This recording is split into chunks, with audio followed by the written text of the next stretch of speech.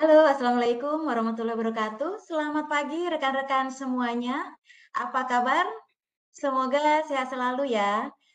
Teman-teman, jadi sesuai dengan undangan kami beberapa hari yang lalu, teman-teman hari ini kita undang. Nah, ini adalah training yang luar biasa yang baru satu-satunya kita adakan gitu ya di tahun ini. Karena ini adalah training eksternal atau training dari vendor luar gitu ya. Jadi bukan dari CAP. Jadi di sini CAP bekerja sama dengan Itikat Academy begitu ya, yang nanti kita sudah kehadiran speaker kita itu adalah Bapak Andreas Freddy Pilur gitu ya, kalau saya nggak salah nyebut namanya ya Pak Freddy ya. Ya, Bu. Dan juga nanti akan dibimbing oleh moderator kita selama 2 jam ke depan yaitu dengan Mbak Anggia Sasanti. Nah, teman-teman, jadi nanti di hari ini selama kurang lebih 2 jam, kita dengan temanya adalah Success in Insurance gitu ya. Di mana ini adalah salah satu dari bukunya Pak Freddy yang sudah dibuat dan diperjualbelikan dan nanti juga bisa sebagai hadiah merchandise buat Anda gitu ya. Nah, tujuannya apa sih untuk training kita hari ini adalah dengan temanya Success in Insurance. Di sini objektifnya adalah kita itu yang hadir di sini gitu ya agar bisa meraih kesuksesan dengan bahagia. Kemudian kita juga memiliki kemampuan yang handal dan yang paling penting adalah mencintai profesi kita di bidang asuransi ini gitu ya.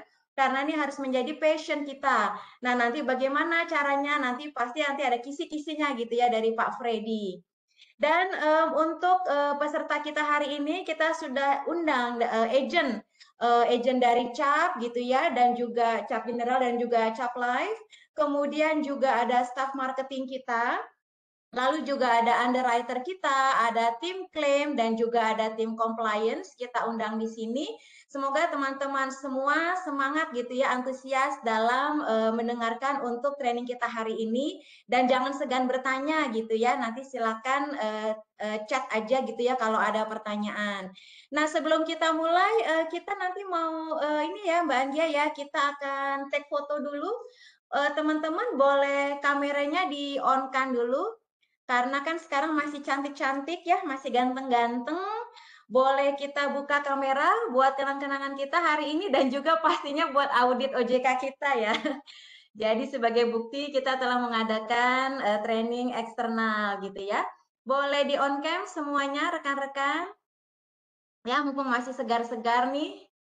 Um, jadi kalau nanti jam 12 siang kan takutnya sudah ini ya, sudah ada keringat-keringat sedikit. Nah, mumpung kita masih cantik-cantik semua dan ganteng-ganteng, boleh di on cam semuanya. Kita nanti ada take beberapa ya, karena nanti ada beberapa slide untuk layarnya. Silakan. Tante Andina boleh, oh Tante Andina sudah ada fotonya, nggak apa-apa deh. Yang belum ada fotonya mungkin boleh di on cam, Pak Andrew, Mas Anggi, kemudian juga Bapak Bukharman, Tante Dewi, Mbak Dini, boleh di on cam kameranya. Kakak Rahmat juga, silahkan di on cam ya. Saya kasih aba-aba ya, rekan-rekan semua ya. Satu, dua, tiga. Oke, masih action ya, karena kita nggak tahu nih yang slide keberapa ya andanya ya. Oke, satu, dua, tiga. Oke, sekali lagi. Yang bergaya ya, gaya bebas ya. Satu, dua, tiga. Satu, dua, tiga. Satu, dua, tiga. Iyalah. Pak Ike luar biasa ya gayanya Pak Ike ya. Oke, menarik nih Pak. Oke, nah udah. Oh sekali lagi ya, nih kayaknya nih penuh banget nih sekarang nih. Satu, dua, tiga. Ya loh. Oke, terima kasih teman-teman. Silakan mau di on cam terus, mau di tutup juga kameranya boleh. Nah, rekan-rekan semua, kita akan lanjutkan langsung akan saya serahkan ke moderator kita hari ini yaitu Kakak Anggia Sasanti dan juga pembicara kita Bapak Freddy. Terima kasih Mbak Fana. Izin Pak Freddy, untuk hari ini saya akan membawakan moderatornya sedikit agak santai dan agak guyon-guyon sedikit ya Pak, biar enggak bosan. Nggak bosan, betul. Silakan, silakan. Baik, hari ini kita akan didatangi oleh Pak Freddy, akan memberikan tentang sukses in insurance sampai dengan 11.35, kemudian nanti setelah itu akan ada sesi pertanyaan, kemudian ada kuis di mana akan dibagikan 5 buku. Nah, tak kenal maka tak sayang, kata pepatah, tapi bila sudah kenal dan sudah sayang, mohon jangan ditinggal, katanya. Saya akan membacakan CV dari Bapak Freddy. Jadi namanya adalah Bapak Andreas Freddy Vilor. Beliau ini sudah menulis 25 buku, di mana 2 buku diantaranya Pak Freddy mengajak saya, agent asuransi profesional, dan juga buku ini ya Pak, Sukses in Insurance. Kemudian Bapak adalah pada tahun 2014 sampai dengan 2016 lulusan Universitas Kristen Krida Wacana, Master Degree, kemudian ada STIMRA di 2003 dan 2005. Bukan STIMRA, Bu. STMA Trisakti. Oh, STMA Trisakti ya Pak, Jakarta ya, 2003 sampai dengan 2005.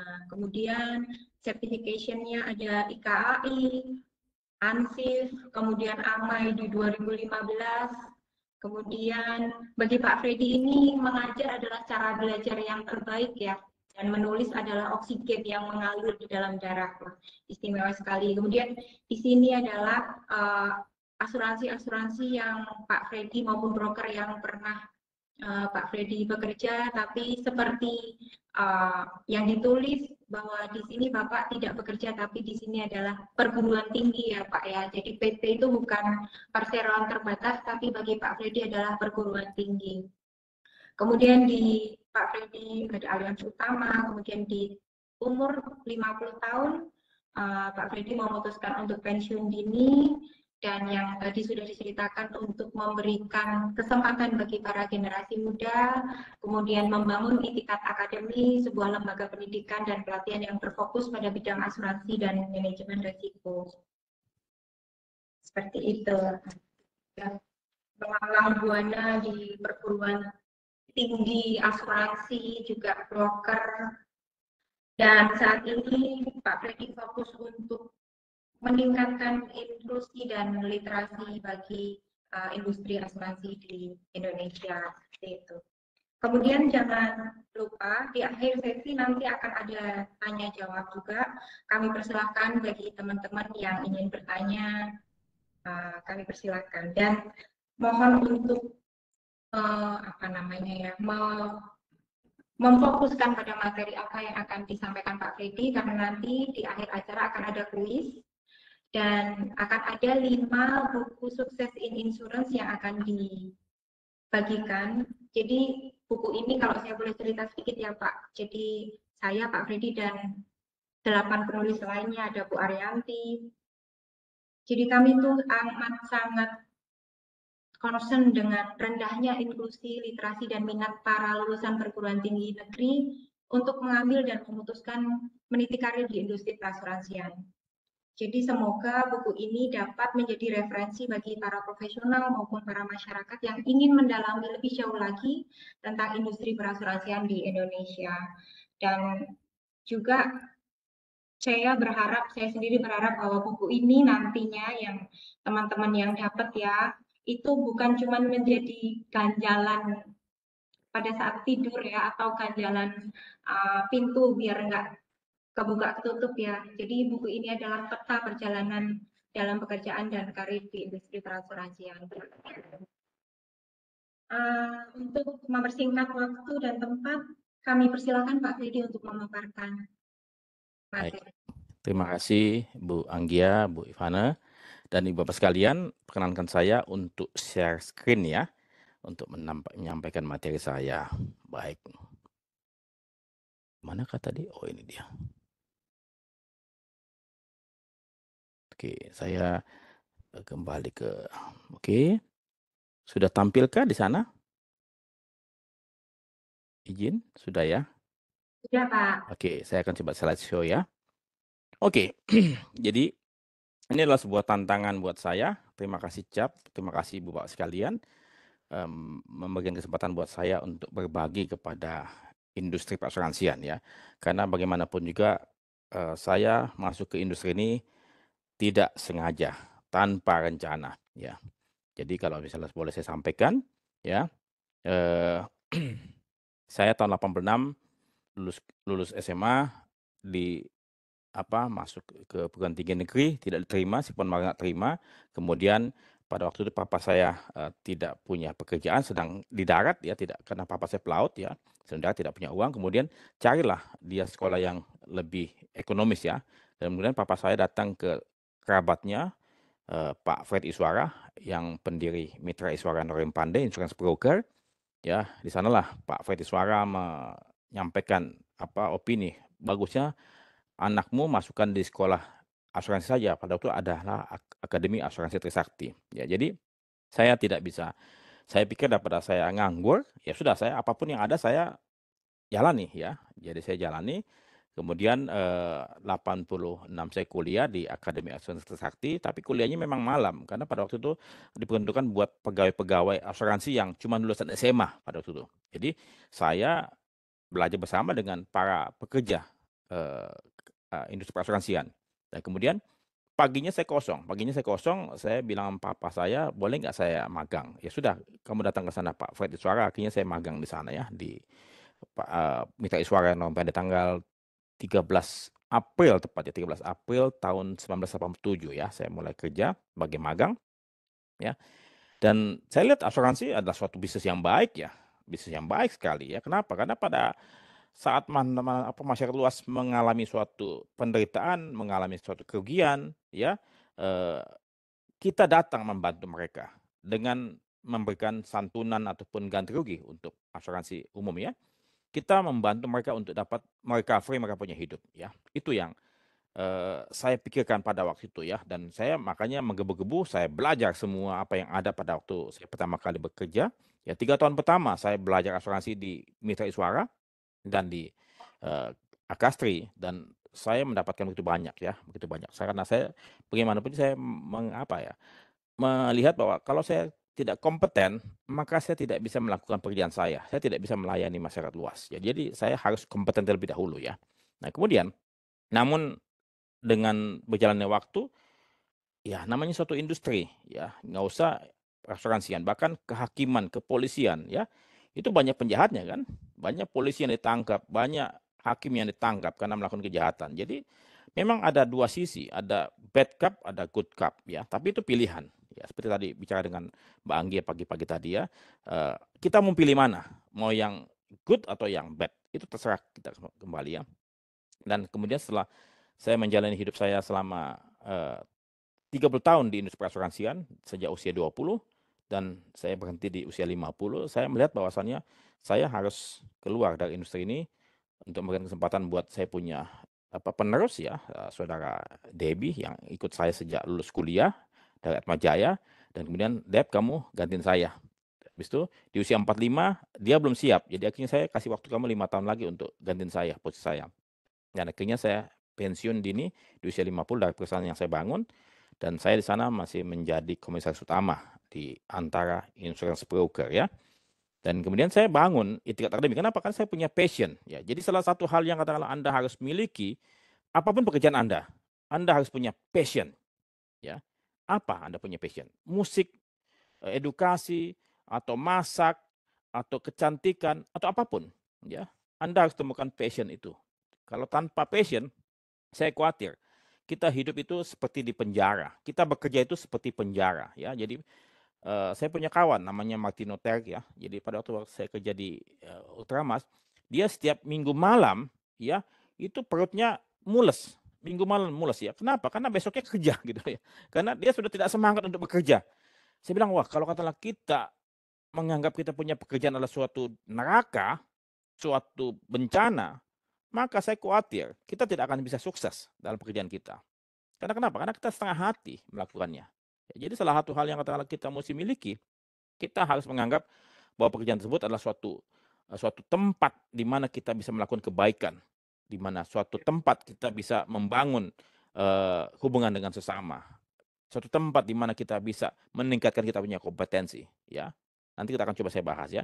Jadi saat ini saya punya profesi adalah CEO Etikat Academy yang saya bangun bersama Pak Gunawan Hadijoyo, mantan presidir di Dainimitra beberapa periode, ya, kemudian direktur di ACA, kemudian di BES beliau juga sebagai direktur utama beberapa periode ya. Jadi beliau pensiun, saya ajak beliau, yuk bangun yuk, dan beliau menyambut baik ya.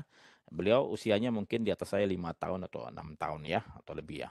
Jadi kemudian saya juga ajak Pak Sudarno ya, itu salah satu senior saya di Allianz ya. Saat ini usia 70 tahun. Usia 70 tahun masih aktif ya, dan dia punya passion juga dalam edukasi ya, dan dia masih bekerja.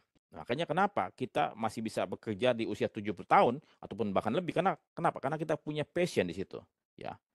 Walaupun katakanlah bukan lagi sebagai eksekutif ya, tapi kita masih bisa tanda petik berkarya, masih ada manfaat ya.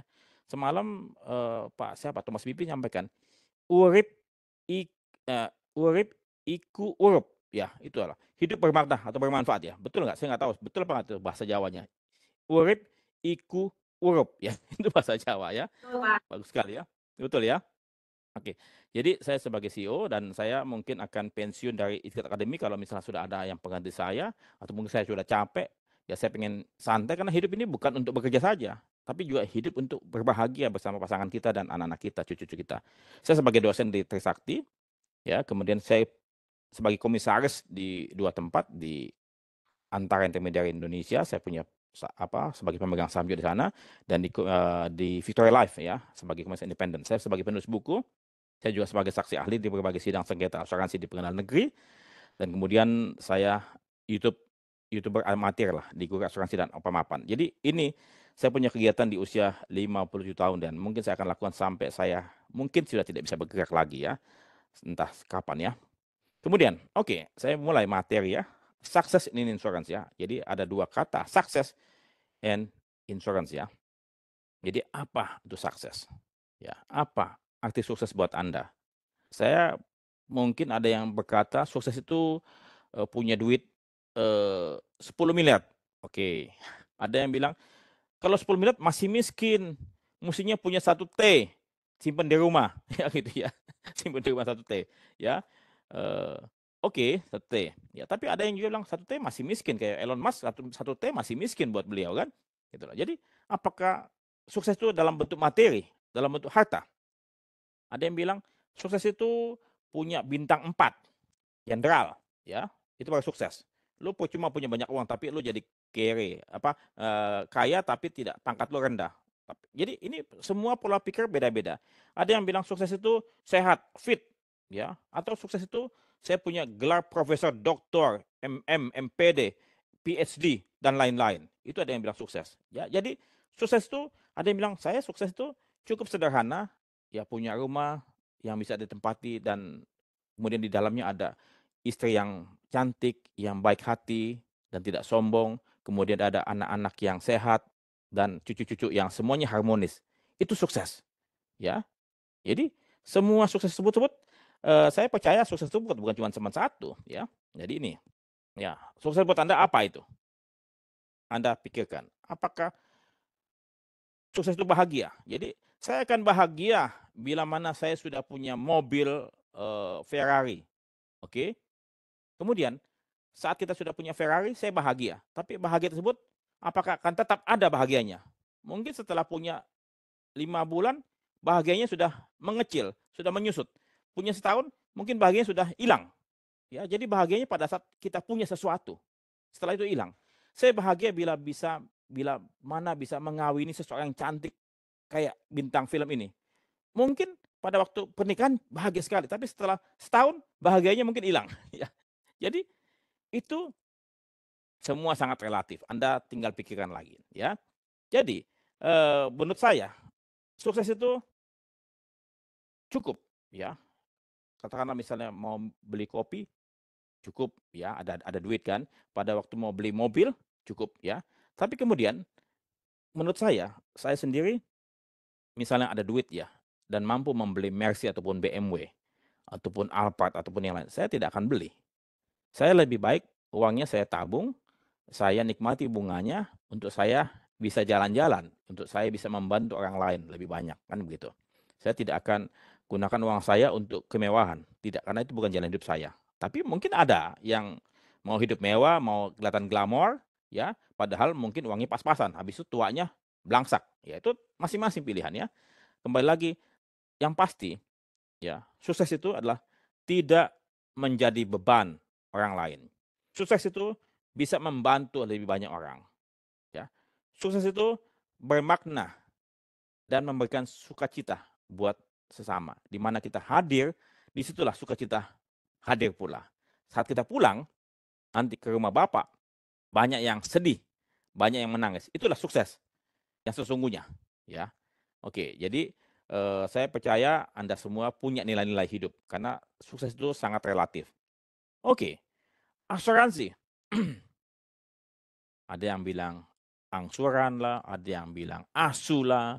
Karena ini saya mengambil suatu cerita dari Pak Frans Viono, ya, sahabat senior saya. Jadi pada waktu beliau mau mengajarkan OJK, mengajar edukasi di OJK, ya, di Jogja pada waktu itu, beliau sampaikan, ya, kepada lagi makan nasi kucing atau di warteg, ya, Bapak gimana? Beliau orangnya sangat-sangat humble, sangat ramah, ya, sehingga bisa menyapa siapa saja. Nah, kemudian ada seorang bapak di sana sampaikan ngobrol segala macam. Iya Pak, saya saat ini sedang ada kegiatan edukasi bersama-sama dengan OJK di Jogja. Saya dari asuransi. Bapak itu langsung bilang, oh, asu toh. Aduh, itu Pak Fransiono langsung yang semangatnya tinggi langsung drop cat, gitu ya. Itu saat ini, ya, apalagi dengan berbagai macam peristiwa gagal bayar, ya, mulai Jiwasraya, kemudian Kresan Life, Warna Arta, Bumi Putra dan lain-lain, ya.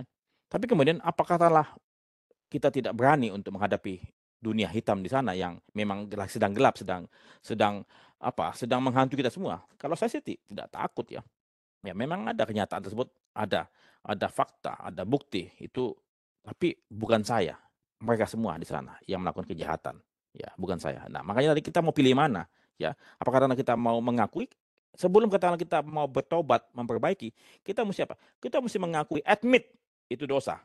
Ya, saya sangat keras meminta ke AJI pun ke AU ataupun siapapun, ya, admit, akui, ya, bahwa itu memang salah, itu keliru.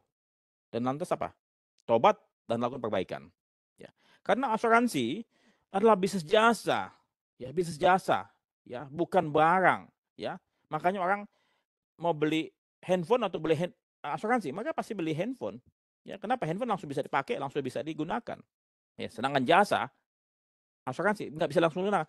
Beda dengan jasa panti pijat atau jasa potong rambut, ya.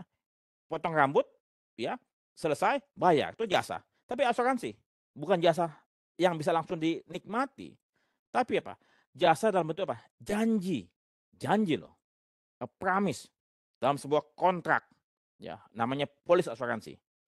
Nah, kalau janji, kata kuncinya apa? Kita percaya nggak seseorang? Kita mau nggak? Ya kepercayaan. Ya, kita mau membeli sesuatu asuransi kalau kita percaya. Nah, disinilah yang saya lihat kesalahan kita memanfaatkan kepercayaan kita kepada orang yang kerabat kita, keluarga kita menjual asuransi. Disinilah asuransi keliru, ya. Makanya rekrutmen agen nih, ya, agen asuransi jiwa dan segala macam. Agen, Anda tuliskan 100 nama kerabat keluarga Anda untuk Anda jual, pasarkan. Ditulis tuh semua tuh. Bapaknya, ibunya, kakaknya, tetenya, adeknya, tante, om, tetangga, semua sebutkan 100 orang tuh, ya. Kemudian apa? Anda jual ke sana. Ke 100 orang. Kenapa? Tadi mempergunakan trust, mempergunakan kepercayaan yang kita miliki dari kita punya kerabat. Tetapi masalahnya, apakah sudah benar kita melakukan tata cara penjelasan, penjualan, penawaran atau tidak? Bagaimana mungkin agen yang cuma baru dididik sebulan bisa memahami semua hal-hal teknis? Saya percaya pasti salah jual. Ya. Kenapa? Karena 1 bulan mau dapat apa ilmunya? Saya sendiri baru memahami asuransi paling tidak 1 tahun secara full time kerja. Setahun. Itu baru saya memahami. Itu pun juga belum 100%. Ya, saya setahun itu belajar asuransi di Mitra Iswara sambil kuliah di Akastri, setahun itu saya mungkin baru mempelajari sekitar 10, 20, 30%. Jadi kalau katakanlah kita cuma 1 minggu, 1 bulan diajar di kelas-kelas pelatihan, mau tahu apa? Saya bisa tantang Anda semua, mohon maaf ya. Saya percaya pasti pemahaman Anda tentang know your customer keliru. Ya, know your customer. Atmosfer juga keliru. Ya, saya bisa nanti buktikan ya. Jadi trust itu jangan jual kepada saudara terlebih dahulu. Kalau kita memang belum paham, belum kompeten, jangan jual ke saudara. Kalau enggak ribut kita punya hubungan, retak kita punya persaudaraan. Asuransi semestinya menyatukan persaudaraan lebih erat, tapi karena kita salah jual, maka asuransi itu menjadi apa? Biang kerok kita punya persaudaraan, pertemanan, persahabatan, ya. Jadi itu yang saya bilang jangan jual kepada kita punya kerabat kalau kita belum kompeten. Setidaknya Anda mesti melewati 1 tahun setelah bekerja di asuransi atau menjadi agen asuransi, setelah paham itu baru Anda jual, bukan di tahun pertama. Kenapa? Tadi karena membangun hubungan ya, trust itu tidak mudah ya. Coba Anda menikah dengan pasangan Anda setelah Anda pacaran berapa lama? Mungkin ada yang bilang 1 bulan Pak, saya pacaran langsung menikah. Mungkin ada. Tapi apakah itu sudah terungkap semuanya? Karena kepercayaan kita baru timbul setelah katakanlah sudah punya membangun hubungan kita melalui proses waktu demi waktu, ya. Kita tidak mungkin bisa percaya dengan seseorang, kita menggadaikan kita punya masa depan, kita menaruh masa depan kita, ya, dengan membayar uang premi, ya, kita harap nanti suatu ketika di masa pensiun saya punya akan uang prima saya sekian, itu ternyata tidak terjadi. Alhasil apa? Trust-nya hilang. Ya, jadi membangun hubungan tidak bisa dalam waktu singkat. Ya, perlu waktu panjang. Ya, mungkin setahun, 2 tahun, 3 tahun barulah dikasih kepercayaan sedikit demi sedikit.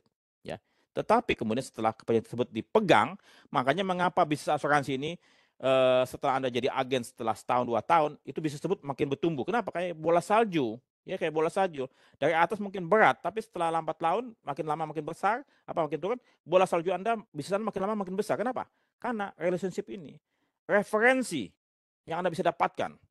Makanya oleh sebab itu kalau misalnya Anda bekerja dengan baik, dengan benar, dengan sukacita, rezeki Anda akan terbuka, kita minta referensi, akan sangat diberikan kok kepada kita punya nasabah yang sangat puas dengan kita. Ya. Nah, long term, makanya kembali lagi, agen ini bukan pekerjaan ataupun Anda sendiri bekerja itu bukan pekerjaan yang singkat ya. Kalau katakanlah misalnya Anda baru setahun, 2 tahun, itu belum panjang. Mestinya pekerjaan ini, profesi ini kita lakukan puluhan tahun, bahkan mungkin seumur hidup kita sebagai agen asuransi, sebagai praktisi perasuransian, seumur hidup mestinya. Sehingga apa? Kita betul-betul fokus. Jangan berpikir bahwa kita suatu ketika akan pindah profesi. Jangan. Kalau Anda sudah punya rencana tersebut, saya khawatir Anda dengan setengah hati mengerjakan pekerjaan Anda. Ya. Nah, insurance adalah risk transfer. Ya. Anda mesti memahami risk itu apa. Anda mesti mempelajari manajemen risiko. Saya khawatir kita semua para praktisi perasuransian tidak atau belum mempelajari risk management dengan baik, dengan benar. Karena ilmu risk management bukan ilmu satu buku yang kecil, tipis, bukan. Risk management bukunya tebal sekali. Bagaimana melakukan risk management ini dengan baik? Kalau Anda tidak punya pengetahuan dengan risk management dengan baik, maka saya khawatir kita belum bisa melakukan fungsi kita sebagai agent ataupun sebagai orang praktisi perasuransian tidak baik juga. Jadi kita mesti memahami risk management dengan baik sehingga kita bisa melakukan pekerjaan kita risk transfer tersebut dengan baik. Ya. Kemudian asuransi adalah masa depan nasabah, pemegang polis, karena mereka tadi mempercayakan mereka punya masa depan. Begitu banyak jutaan orang yang menaruh uangnya di Bumi Putra karena mereka pikir Bumi Putra adalah perusahaan yang ratusan tahun, Jiwasraya perusahaan 100 tahun lebih ya. Mereka naruh uang mereka katakanlah 100.000 tiap bulan atau mungkin 500.000 tiap bulan ya, atau mungkin 1 juta atau mungkin bahkan lebih. Mereka berharap nanti usia 55 atau 60 tahun saya memiliki uang sekian ratus juta atau sekian miliar. Ya, itu yang saya akan gunakan untuk masa tua saya akan taruh uang saya di deposito, kemudian saya akan makan dari bunga deposito sambil saya bercocok tanam ataupun berkebun. Tapi tiba-tiba entah mimpi apa di siang bolong, tiba-tiba halilintar menghantam. Ya, Jiwasraya bankrupt, Bumi Putra bankrupt, One Arta bankrupt. Apa yang terjadi? Jutaan mimpi, hidup seseorang, keluarga hancur lebur. Dan pemerintah tidak melakukan apapun yang saya lihat, opini saya. Belum melakukan apapun yang pantas dilakukan. Jadi semalam saya podcast dengan korban Wanarta Live, jangan harapkan pemerintah untuk menata masa depan Anda. Kitalah yang mesti menata masa depan kita sendiri. Jadi Anda sebagai agen, Anda sangat berdosa bila mana Anda melakukan kesalahan penjualan. Karena itulah masa depan tetanggung Anda. Masa depan keluarga mereka. Jadi Anda betul-betul harus melakukan tugas Anda dengan baik, dengan benar, supaya Anda tidak dihakimi oleh malaikat maut nanti di pintu gerbang di sana. Ya, jadi hati-hati melakukan tugas Anda. Jadi ini bukan masalah komisi, masalah premi, tapi masalah kehidupan seseorang dan keluarga yang Anda bantu. Ya, ketidakpastian. Asuransi memang tidak pasti. Bahkan setelah kita membeli polis pun tidak pasti. Ya, apakah risiko kita kerugian kita dijamin? Apakah perusahaan asuransi yang kita miliki ataupun yang kita ageni masih ada di Indonesia atau tidak? Tidak pasti. Bahkan esok pun juga tidak pasti. Apakah ketahanan kita masih hidup atau tidak? Tidak pasti. Jadi banyak ketidakpastian. Tapi Anda harus bisa menghitung kembali, mengkalkulasi kembali supaya ketidakpastian tersebut makin lama makin kecil gitu. Ya, jadi artinya apa? Anda harus kompeten. Anda harus memiliki produk yang sesungguhnya, yang baik, kemudian jaminan yang sesuai dengan yang dibutuhkan, sesuai dengan anggaran yang mereka miliki. Dan Anda mesti betul-betul menjiwai Anda punya bisnis ini ya sebagai agen asuransi atau sebagai praktisi asuransi. Kalau tidak, Anda tidak bisa melakukan tugas Anda dan Anda melakukan dosa bila mana Anda melakukan kesalahan. Itu saja. Ya. Jadi sukses apakah terjadi secara kebetulan? Ya, saya pikir tidak ya. Sukses itu memang tidak bisa, oh saya sukses. Nggak bisa. Nggak bisa katakanlah kita duduk diam, kemudian sukses. Nggak bisa. Orang malas tidak bisa sukses. Orang kerja keras mungkin bisa sukses. Ya. Sukses itu harus diciptakan. Politik aja itu kan si narasi. Iya. Cuma kan nggak menutup kemungkinan juga dia akan kalau nanti ada bencana apa pasti kan dia juga meliput, ambil sekian. Yang ditakutin itu juga. Ya, ini ada bocor. Mohon maaf, saya berhenti sebentar tadi. Oke. Jadi sukses itu harus diciptakan. Dan kemudian sukses itu bukan titik akhir, ya. Tadi saya misalnya bahagia juga. Bahagia itu bukan titik akhir, itu adalah proses, ya. Apakah misalnya katakan saya sukses setelah dapat A2IK? Tidak. Akan terus bergerak gitu loh. Apakah kita sukses setelah mendapatkan 1 miliar aset? Tidak, kita akan bergerak terus. Kenapa? Karena kita punya kayak anak tangga, ya. Itu tidak akan selesai. Itu masih panjang. Sampai kapan? Sampai kita bilang berhenti. Sampai kita punya usia berhenti. Gitu. Jadi terus bergerak lah. Sukses itu kayak misalnya saya sukses, saya sehat. Ya, tapi sehat itu apa? Mesti di-maintain. Ya. Saya sukses kalau saya saat ini hidup harmonis. Tapi apa? Apakah sampai di situ aja? Tidak, itu mesti di-maintain. Ya. Saya sukses karena saya saat ini mapan.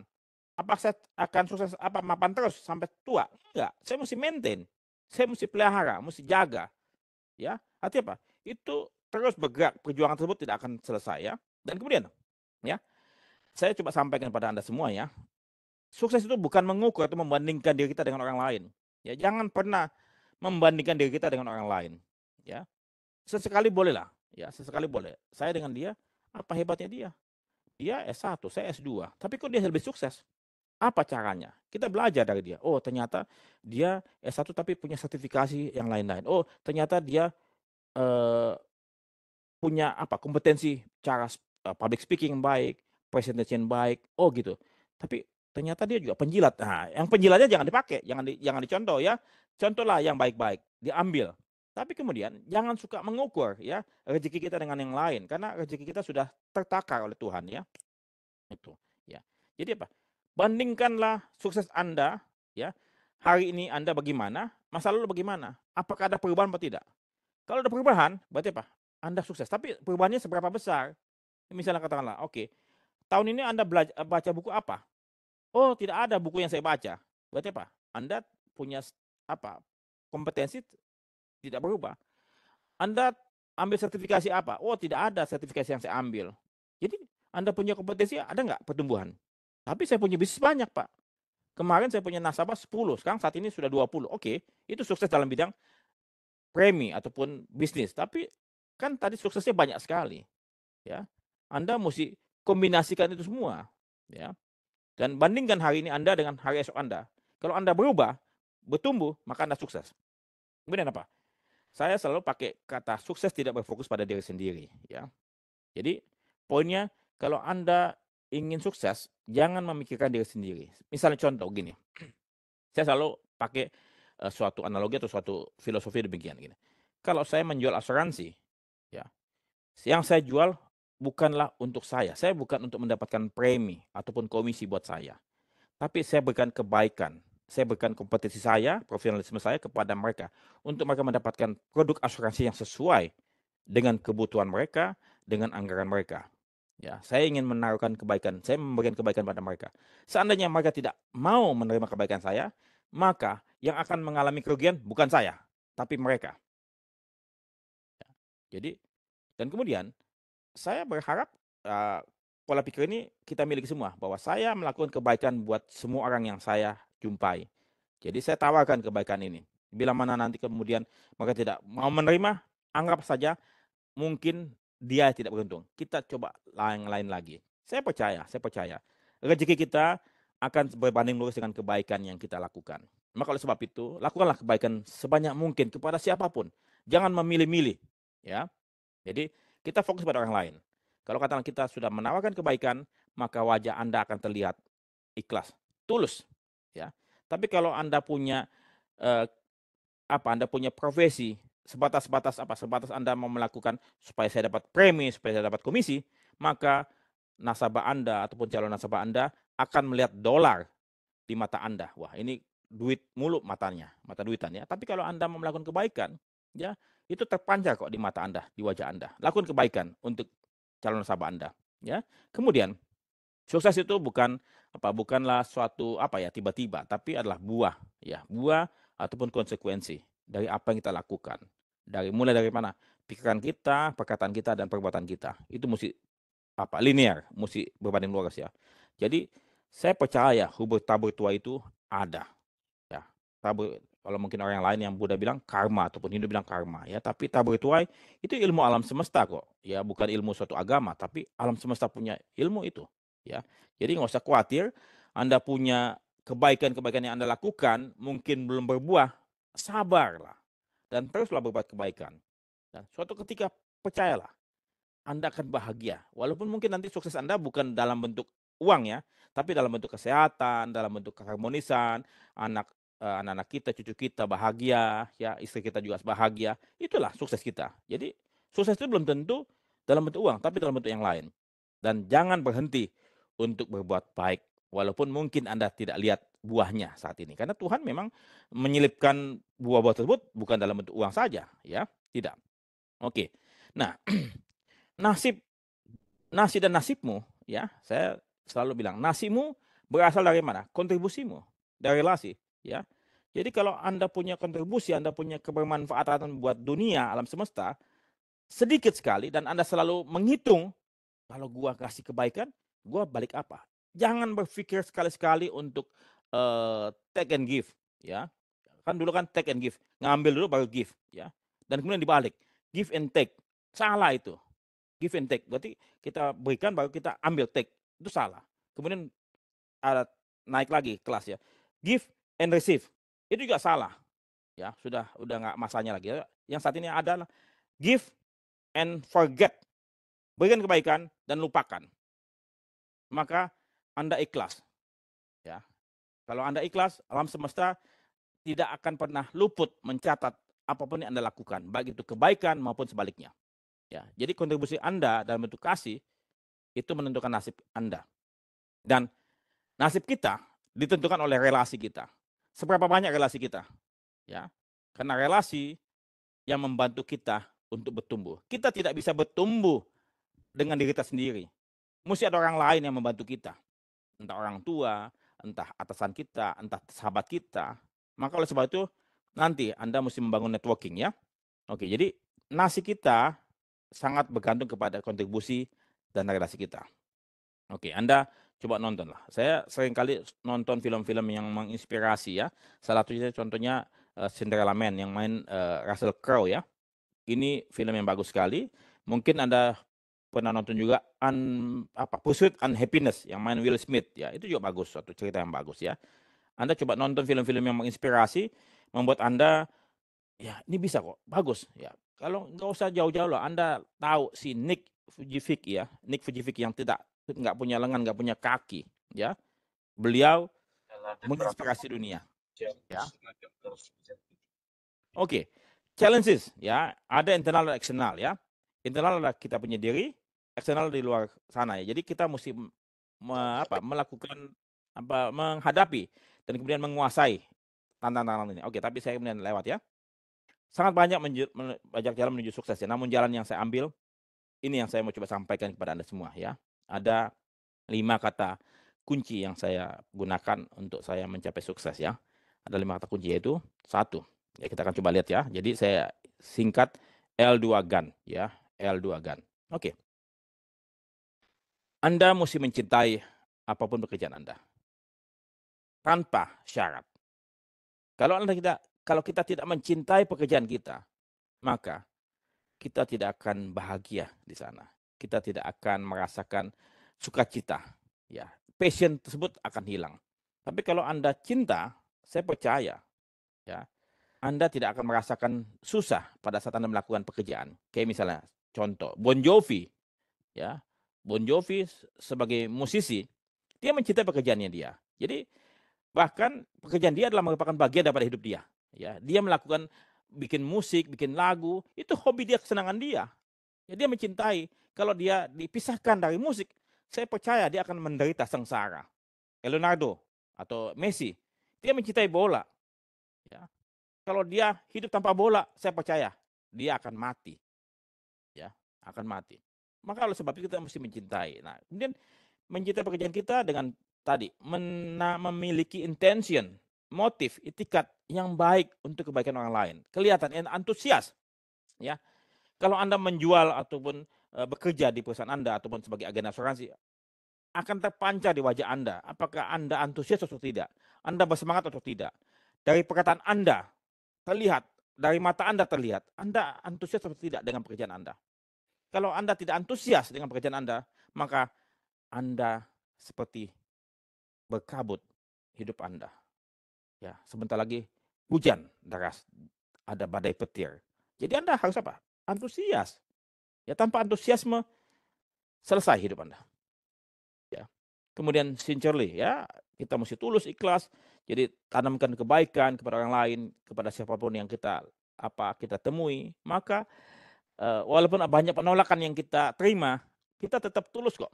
Banyak orang nyinyir pada saya tetap tulus kok, biarin aja lah. Memang hidup mesti begitu kok. Ya, kalau semuanya terbuka luas, semuanya baik-baik saja, ini bukan kehidupan. Ya, memang begitu kehidupan ya. Ada tantangan, ada suatu hal-hal yang mungkin menghantam kita. Tapi sepanjang tidak membuat kita mati, maka berbahagialah Anda. Ambil semua itu sebagai penguat Anda. Respect.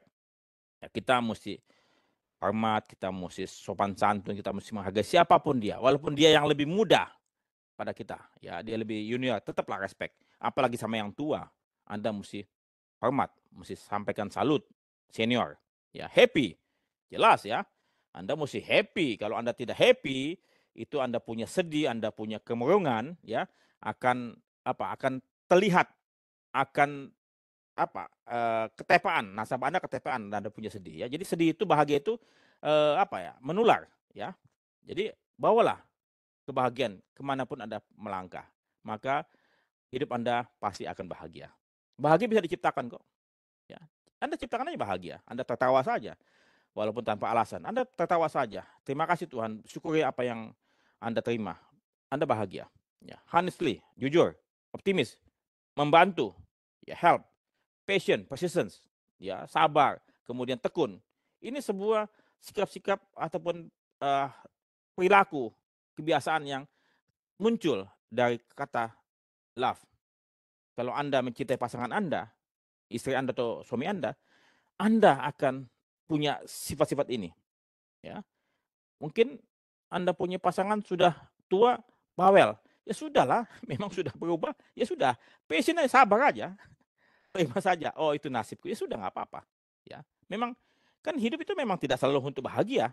Kalau katakan kita bahagia terus, kapan kita bisa menghargai kebahagiaan kalau kita tidak pernah sedih? Jadi oleh sebab itu, kesedihan kebahagiaan memang kayak apa? Koin. Koin di sini bahagia, di sini kesedihan. Emang saling melengkapi. Ya, tidak mungkin Anda bahagia terus, tidak mungkin kita sedih terus. Jadi apa? Hargailah setiap momen yang kita jalani, ya. Jadi dalam hal ini Anda mencintai siapa? Anda mencintai seseorang, people, ya, yang Anda layani, ya. Produk Anda mesti kuasai, mencintai produk Anda mesti kuasai. Prosedur, bagaimana melakukannya? Anda mesti mencintai, menguasai semua. Tanpa Anda mencintai, mungkin Anda apa? Tidak akan melakukan give, ya. Jadi saya berupaya mencintai pekerjaan saya miliki dan terus berusaha menguasai setiap tahapan pekerjaan saya saat ini. Ya, di mana bumi dipijak, di situ langit dijunjung, ya. Give. Oke, ini buat pegawai nih, buat pegawai perusahaan perasuransian, ya. Selama ini mohon maaf ya, karena kita selama ini mentalnya mental karyawan, ya. Saya bekerja selama 40 jam, ya. Kok nggak sukses-sukses ya? Saya punya guru namanya Brian Tracy, ya. Dia bilang, kamu nggak bisa sukses kalau kamu cuma kasih standar, ya. Kamu disuruh bekerja 40 jam, ya itu minimal. Tapi kalau kamu mau sukses, kamu berikan lebih. Kamu bekerja 2 jam, ya, setiap lebih. 1 jam di depan, 1 jam di belakang. Berikan lebih, ya. Give more, ya. Nasabah minta sesuatu, berikan lebih. Jadi jangan pelit dengan Anda punya kompetensi, Anda punya diri, waktu Anda. Berikan lebih, ya. Kalau Anda give more, maka Anda pasti akan dapatkan lebih banyak kok. Jadi makanya mengapa karyawan-karyawan sukses itu yang kerjanya lebih banyak. Tapi bukan kerja lembur-lembur asal lembur ya, kerja banyak bukan asal cuman kerja tanpa hasil ya. Ada pekerjaan yang bisa diselesaikan. Jadi seringkali pimpinan memberikan pekerjaan ya pada waktu mungkin mau pulang. Anda jangan menggerutu, ya. Anda berterima kasih, ya. Bahwasannya apa? Anda diberikan kesempatan untuk menguasai pekerjaan Anda lebih banyak, ya. Jadi pada waktu saya bekerja, semakin banyak pekerjaan yang saya bisa kuasai, maka saya akan semakin kompeten, gitu. Kalau bisa pekerjaan bos saya ambil alih, saya kerjakan, sehingga suatu ketika bos saya pensiun, mungkin saya akan diangkat menjadi mengganti dia. Itu poinnya, ya. Sincerely give, berikan kebaikan dengan apa? Dengan ikhlas. Jangan pernah berhitung, ya. Jangan pernah berhitung. Tanamkan kebaikan tanpa pernah berhitung. Jadi apa? Give and forget. Ya. Ask more job. Saya minta pekerjaan lebih banyak. Ya, happy, senang memberikan lebih. Never ask for it. Jangan begini loh. Kok gaji saya sekian? Kok gaji saya nggak naik-naik? Ya. Kok saya padahal udah lembur, udah kerja segala macam. Tenang aja, tenang. Sabarlah, ya. Mungkin saja itu belum waktunya, ya. Mungkin Anda tidak bersinar di situ. Mungkin Anda akan bersinar di tempat lain. Tapi batu mulia akan bersinar dimanapun dia berada. Dan mungkin perlu tempat yang lain bila mana Anda perlu. Makanya kembali lagi nanti kita lihat networking. Anda mesti bahas, mesti kuasai networking juga ya. Jadi give, intinya berikan diri Anda kepada orang lain, kepada perusahaan, kepada siapapun, kompetensi diri Anda. Dan kemudian jangan pernah menghitung, saya memberikan sesuatu, Anda mesti bayar. Enggak, jangan. Tenang aja, yang bayar Anda itu alam semesta, bukan pimpinan Anda kok. Bukan klien Anda, tapi alam semesta yang membayar kembali kepada Anda. Itu, ya. Jadi mengerjakan semua tanggung jawab yang diberikan dengan baik dan cepat, ya. Kalau misal bisa minta tambahan pekerjaan, saya datang lebih awal dan pulang lebih telat, ya. Untuk memudahkan saya melakukan pekerjaan, ya. Jadi adapun pekerjaan Anda mungkin di sore hari masih ada pekerjaan yang harus diselesaikan sore itu juga, selesaikan. Jangan tunda pekerjaan Anda. Mungkin harus diselesaikan kalau misalnya Anda mungkin weekend, mesti diselesaikan hari itu juga, selesaikan supaya tidak nunda. Tidak punya utang, ya. Kalau bisa hari itu selesai, ya. Anda lakukan apa saja supaya apa? Supaya pekerjaan Anda dan pimpinan Anda bisa menilai Anda. Nah, ini yang saya khawatir mungkin berat buat kita semua. Learn, ya, learn more to earn more, ya. Jadi bagaimana mungkin saya dipercaya untuk menduduki posisi sebagai manajer, sebagai GM, sebagai presidir, kalau saya tidak punya pengetahuan yang menyeluruh, tidak punya kompetensi yang memadai untuk menduduki posisi tersebut. Ya. Jadi apa? Saya mesti bersiap diri, saya mesti membekali diri saya dengan belajar lebih banyak, ya. Kemudian supaya apa? Saya bersiap diri untuk suatu ketika ada peluang datang, kesempatan itu datang, maka akan mungkin diberikan pada saya, ya. Jadi kitalah yang mempersiapkan diri. Jadi artinya apa? Keuntungan atau keberuntungan atau lucky, ya, lucky atau keberuntungan itu adalah gabungan antara persiapan dan peluang. Ya, kalau kata peluang itu ada tapi kita belum siap, maka kita nggak lucky, kita nggak beruntung. Oleh sebab itu, ciptakanlah, ya, Anda kompeten, bangun networking, dan nanti kesempatan tersebut akan datang dan itu klop, ya. Jadi Anda beruntung, ya. Jadi learn more to earn more. Anda mesti belajar lebih banyak, ya. Saya percaya pengetahuan kita masih sangat-sangat, mohon maaf, minim, ya, sangat-sangat minim, ya. Oleh sebab itu, saya pun saat ini masih terus belajar, terus mengasah pengetahuan, ya, walaupun saya sudah punya berbagai macam sertifikasi profesi, tapi masih banyak yang saya mesti gali. Saya mesti banyak belajar untuk dapat membuat apa? Asuransi ini semakin mudah dipahami. Jadi saya punya konsep insurance is easy.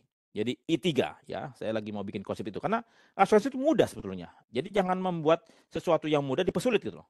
Tapi buatlah sesuatu yang sulit dimudahkan, ya. Jangan punya konsep kayak kelurahan dulu, ya. Kalau bisa dipermudah, kalau bisa dipersulit, kenapa dipermudah? Itu pikiran orang yang sedikit salah, ya, salah pikirannya. Anda mesti antusias, optimis dalam belajar, ya. Terus saja pasangan saya, Barbara, ya, pada awal-awalnya beliau tahun 96, ya, waktu saya ambil A3 IKA, ya, dalam waktu 1 tahun 7 subjek, ya, tahun 96. Beliau sempat protes kepada saya, ya, pada waktu anak saya Pierre dan Gary masih usia 2 tahun 3 tahun, ya. Dan beliau bilang, "Papa, ini anak-anak masih kecil kok. Kamu udah belajar ninggalin kami, ya." Saya bilang, "Saya belajar juga bukan untuk saya, tapi untuk kamu dan anak-anak, ya," gitu loh. Saya mesti pergi Sabtu, mungkin pulang kerja saya mesti belajar, mesti ngambil materi segala macam. Ya, saya tanda petik sacrifice saya punya diri, istri saya juga sacrifice, anak-anak saya sacrifice, tapi komunikasi tetap jalan. Walaupun ada apa, friksi ataupun ada suatu goresan apa itu, pertengkaran, anggap itu suatu apa, bunga-bunga, ya. Tapi kita sampaikan, "Saya belajar untuk Anda, untuk kamu, untuk keluarga." Dan kemudian ternyata beliau pada waktu sebelum saya usia 50, pada waktu saya ambil S2, ya, beliau bilang, "Udah, Papa ambil aja A2 sekalian."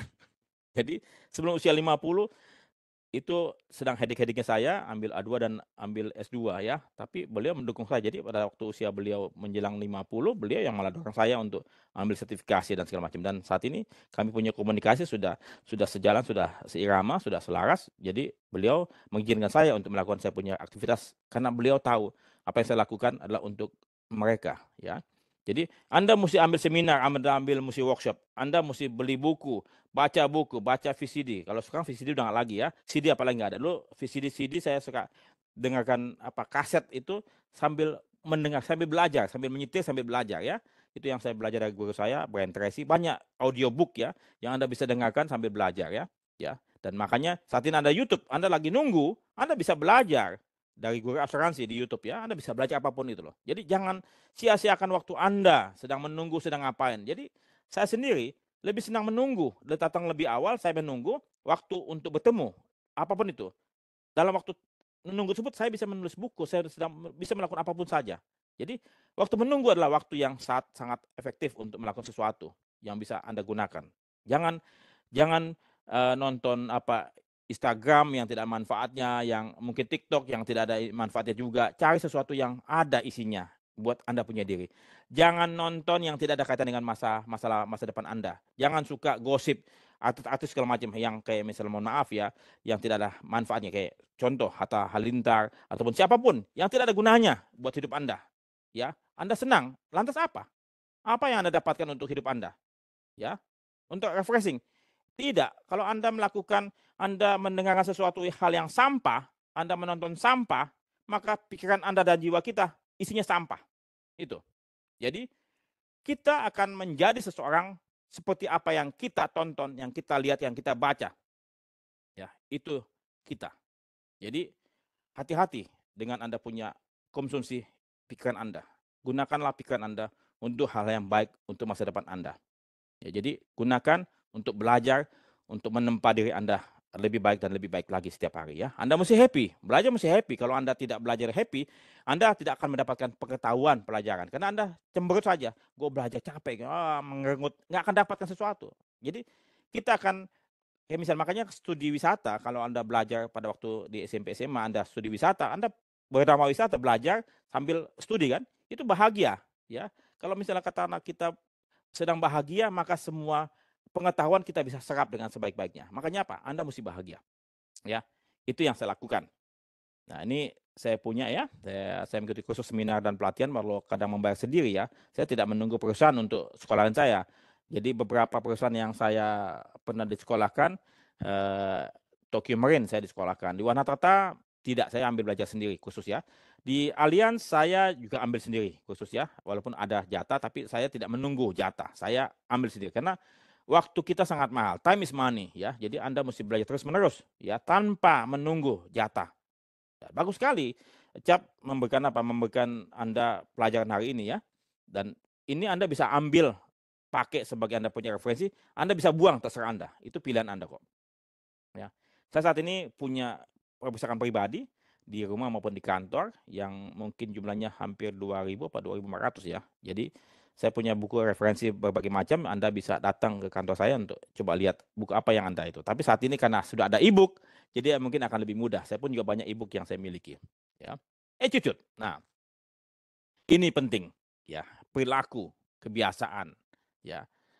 Makanya mengapa di sertifikasi tersebut ada KSA, knowledge, soft skill, sama attitude ya.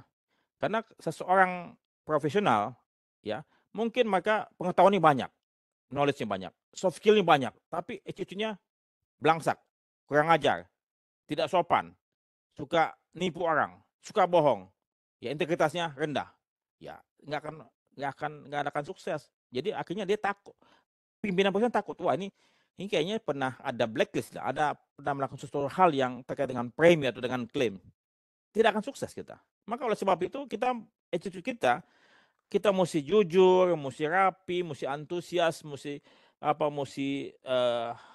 honest, mesti sincerely, mesti tulus, mesti menghargai, mesti happy, positif, optimis, semuanya kita mesti miliki. Ya, karena tanpa attitude yang baik, saya percaya seberapa besar pun kompetensi kita tidak akan sukses. Kita akan diblok oleh pasar. Nasabah tidak akan percaya kita.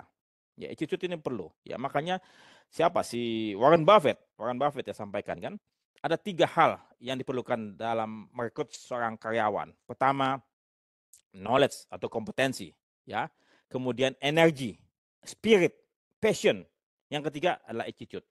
Tapi kedua hal ini, tanpa ini, itu berbahaya. Jadi jangan meng-hire karyawan yang hebat, yang pintar, yang punya energi tinggi, tapi tidak punya kejujuran, integritas. Itu berbahaya. Tanpa attitude, maka perusahaan dalam bahaya yang besar. Kalau kompetensi, itu bisa dididik, bisa di-upgrade. Tapi attitude, ini sudah tersimpan, sudah mengakar dari didikan orang tua, lingkungan. Oleh sebab itu Anda semua yang punya anak-anak kecil, tolong bangun, tolong bentuk karakter anak Anda sesuai dengan nilai-nilai moral-moral yang baik, ya, values yang baik. Tanpa itu, saya khawatir anak-anak Anda akan mengalami kesulitan di kehidupan mereka. Jadi, Anda bertanggung jawab penuh terhadap pembangunan karakter anak-anak Anda. Ya, jangan memberikan contoh yang tidak baik. Misalnya contoh nih, membuang sampah sembarangan. Dari mobil buang sampah ke jalanan. Itu perilaku yang saya bilang, mohon maaf, keliru, tidak baik. Anak Anda akan mencontoh itu, membuang sampah sembarangan. Kalau misalnya ada sampah, tempat sampah tidak ada, ya kantonginlah berapa bungkus permen, kantongin dulu. Nanti, ya, nanti Anda buang di rumah Anda. Ya, hal-hal sederhana, antri, ya mesti antri, ya, bukan contoh yang terbaik. Jadi Anda adalah anak Anda adalah masterpiece Anda. Kalau anak Anda gagal, maka Anda sebagai orang tua punya andil di situ. Ya. Jadi menjaga nama baik, akan bangun reputasi, memiliki diri, kejujuran adalah utama. Ringan tangan buat rekan kerja, menjaga spirit dan semangat senantiasa, hormat pada senior dan jaga sopan santun. Ini semua nilai-nilai yang Anda harus miliki. Tanpa itu, saya khawatir kita akan mengalami kesulitan untuk mencapai sukses dimanapun kita berada. Ya. Network, relasi, networking, apa, jangan kerja. Anda mesti bangun. Pertama kali Anda di tempat kuliah, setelah lulus setelah lulus S1, Anda tidak bisa bekerja. Anda akan diajari pekerjaan oleh atasan Anda. Anda tidak punya networking mungkin Anda punya relasi di tempat kuliah saja S1, tapi pada waktu Anda kerja di mana, di perusahaan, Anda membangun networking. Anda mesti bangun hubungan kerjasama dengan baik dengan teman-teman Anda, atasan Anda, bawahan Anda, mungkin rekan kerja Anda mesti bangun, dan bukan cuma di kantor saja. Anda mesti bangun networking Anda di industri Anda. Anda sebagai agen, mohon maaf, Anda mesti tergabung dalam asosiasi agen, ya, yang ada di Indonesia. Masuk ke situ, supaya apa? Supaya Anda tahu ilmu-ilmu apa yang perlu dikembangkan. Anda bisa saling membantu, ya. Mungkin bisa saling, kalau misalnya Anda tidak bisa menutup suatu bisnis ini, Anda bisa tanya teman Anda yang pernah menutup bisnis ini kan, supaya Anda bisa membantu nasabah Anda. Kalau misalnya Anda khawatir, ya Anda ajak aja co-agent, tolong bantu gue dong ya. Tapi Anda pilih teman-teman Anda yang betul-betul baik ya, jangan sampai Anda punya bisnis diembat juga ya, hati-hati. Jadi saya berharap Anda ikut komunitas, ya komunitas apa, ataupun sosial community yang lain. Anda ikut bangun networking, ya, supaya apa? Anda punya masa depan, tadi saya sampaikan, Anda punya nasi itu bergantung pada relasi Anda. Tanpa relasi kita punya bisnis mungkin tidak akan bisa bertumbuh. Networking adalah suatu hal yang penting untuk kehidupan Anda. Tidak ada sukses tanpa bantuan orang lain. Ya, saya sampaikan sekali lagi, tiada sukses yang kita miliki, yang kita raih saat ini tanpa bantuan orang lain. Artinya apa? Apa yang kita raih saat ini berkat bantuan, campur tangan orang lain. Coba Anda lihat. Anda coba flashback aja. Anda punya rezeki, Anda punya pencapaian saat ini, apakah hasil Anda punya kerjaan sendiri? Enggak. Pasti bantuan orang lain. Ada campur tangan orang lain. Tentu Tuhan yang menggerakkan itu semua. Jadi Anda harus bersekutu dengan Tuhan tentunya. Ya. Jadi ini saya lakukan ya. Jadi value saya, apa yang kamu tuai, apakah yang aku tabur, aku akan tuai ya. Berikan kebaikan semata, selaras dengan alam semesta. Ya, jadi begini, berbahagia kala sesama berbahagia, bersedih saat sesama berduka. Jadi jangan sampai Anda berbahagia dengan kesusahan orang lain. Itu kita sudah sakit jiwa. Atau kita sedih, kita sengsara dengan kebahagiaan ataupun kesusahan orang lain. Orang lain sukses, kita sebel. Kok dia sukses, gua nggak sukses gitu. Sebel, marah kita. Jangan, ya, jangan. Itu kita sudah sakit jiwa. Makanya kita mesti selaras dengan alam semesta. Orang lain berduka, kita pun juga berduka. Orang lain sukses, kita bahagia, ya. Waktu terus berlanjut, tidak dapat ulang. Jadi jangan sampai kita membuang waktu percuma, ya. Jangan sampai, ya. Kenapa? Karena terus saja banyak sekali sudah cerita yang saya lihat. Saya punya om, tante, saya punya papa dan segala macam yang saya lihat susah. Dan mereka menangis dan menyesali apa yang telah terjadi. Tapi waktu bukanlah tidak bisa diputar dengan rewind kinyo. Ya, dulu waktu saya nonton video Betamax pakai kinyo, di rewind. Hidup tidak bisa di rewind, ya. Jadi menggunakan waktu Anda. Jadi dengan pasangan Anda, dengan anak Anda, cucu-cucu Anda, nikmati tanda petik kerepotan Anda bersama anak Anda atau cucu Anda. Karena waktu tersebut akan lewat. Saya pun juga menyesal tidak repot pada waktu anak saya si Pia dan Giri masih kecil. Tapi akhirnya saat ini saya membalas tanda petik saya punya kekurangan tersebut dengan saya memegang saya punya cucu saat ini, ya. Tempatkan kepentingan orang lain di atas kepentingan diri, maka Anda akan berbahagia dan ikhlas, ya. Senantiasa berupaya, tidak pernah putus asa. Kalau misalnya jatuh bangkit lagi, kemudian berdoa dan berserah. Karena bagaimanapun juga Tuhanlah yang menentukan segalanya. Oleh sebab itu, kembali lagi, jangan lupa berdoa setiap saat, ya, baik dalam susah maupun senang, ya. Jadi terus bekerja, ora et labora, ya. Jadi ini saya punya YouTube, ya, Guru Asuransi, ya. Saya punya email. Tadi saya sudah bicara dengan Bu Fana, ya, bahwasannya kita punya LMS, Learning Management System, namanya Bisa Asuransi, yang bisa Anda akses, Anda belajar apapun bisa. Ada 12 subjek di situ mengenai basic insurance dan satu lagi motor vehicle claim. Dan nanti akan bertambah lagi karena ini saya punya passion, ya. Saya bikin modul pelajaran, kemudian saya berbagi sehingga walaupun saya sudah tiada nanti, modul tersebut masih ada dan masih bisa bermanfaat. Mudah-mudahan bermanfaat buat semuanya. Akhir kata saya akhirnya saya punya presentasi, semoga bermanfaat. Mohon maaf bila mana kelewatan waktu. Silakan Ibu Bapak sekalian. Mbak Anggia silakan. Terima kasih Pak Freddy, sangat inspiratif sekali. Jadi teman-teman yang kemarin mungkin Mas Rangga ya yang bingung, ini kita bisa belajar asuransi di mana? Nah, ini bisa diakses di www.bisaasuransi.com ataupun di YouTube ya Pak, @guru asuransi. Dan webinar kali ini nanti akan di-upload di YouTube ya Pak, di Guru @guru asuransi. asuransi. Ya betul. Nanti rekaman ini saya akan terima dari Mbak Ivana ya. Silakan. Jadi saya ringkas dulu sebentar bahwa sukses itu sebenarnya adalah bukan fokus pada diri sendiri, tetapi melainkan bermakna untuk sesama, seperti itu ya. Jadi Pak Freddy ini adalah salah satu yang sumber inspirasi saya sebenarnya ya. Mempunyai misi bagaimana cara membuat belajar asuransi itu menjadi lebih mudah.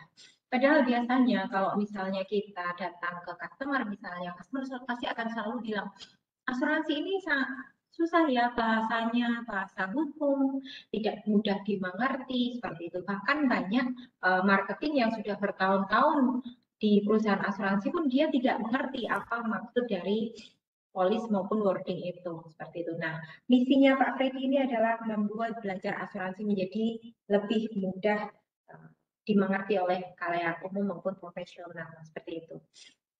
Terima kasih sekali Pak Freddy atas materinya. Semoga materi ini sangat bisa menginspirasi Bapak dan Ibu sekalian dan bukan cuma untuk absensi untuk persyaratan OJK. Selanjutnya adalah sesi tanya jawab atau sesi sharing. Kami persilahkan, mungkin ada teman-teman yang mau sharing atau mau bertanya, kami persilahkan. Apapun itu, baik itu masalah teknikal maupun non teknikal, monggo. Atau mungkin pengalaman pribadi mengenai asuransi, boleh dipersilahkan, karena Pak Freddy ini bukan hanya menguasai asuransi general ya Pak, jiwa pun juga menguasai. Jadi kami persilahkan untuk teman-teman yang mau sharing atau ini kita coba. Silakan mau share lewat berbicara langsung, lewat chat juga boleh, nanti saya bacakan. Silakan angkat tangan dulu. Oke, ada satu tuh Pak Andrew. Saya bacakan ya Pak. Silakan.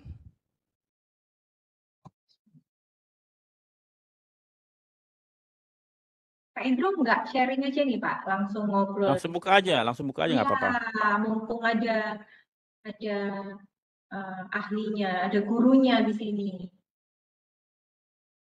Oke, saya coba bacakan deh Pak Andrew Brevot ini kayaknya orang asing ya, expat ya. Mungkin Pak Dari namanya. Pak Indonesia Pak. Iya. Oke. Bagaimana pendapat Bapak terkait dengan OJK menerapkan satu agen satu perusahaan, padahal salah satu tujuan menjadi agen adalah salah satunya adalah memberikan solusi kepada relasi tertanggungnya dengan berbagai pilihan produk yang tersedia di pasaran yang tidak selalu ada tersedia pada satu perusahaan asuransi saja, tapi dari beberapa perusahaan asuransi. Oke, kemudian kedua, yang pertama dulu. Benar apa yang disampaikan oleh Pak Andrew ya, bahwasannya aturannya demikian, tetapi di Malaysia kalau tidak salah satu agen boleh mengageni 3 perusahaan ya. Bahkan di kalau tidak salah Thailand ya, Thailand satu agen boleh mengageni 5 perusahaan kalau tidak salah ya. Ya kalau tidak salah ya. Kenapa? Karena memang tadi kita sebagai agen punya berbagai macam bisnis ya. Katakanlah dari properti, engineering, bahkan mungkin marine hull. Nah, tidak semua perusahaan perusahaan asuransi yang kita ageni mungkin tidak suka marine hull. Ya.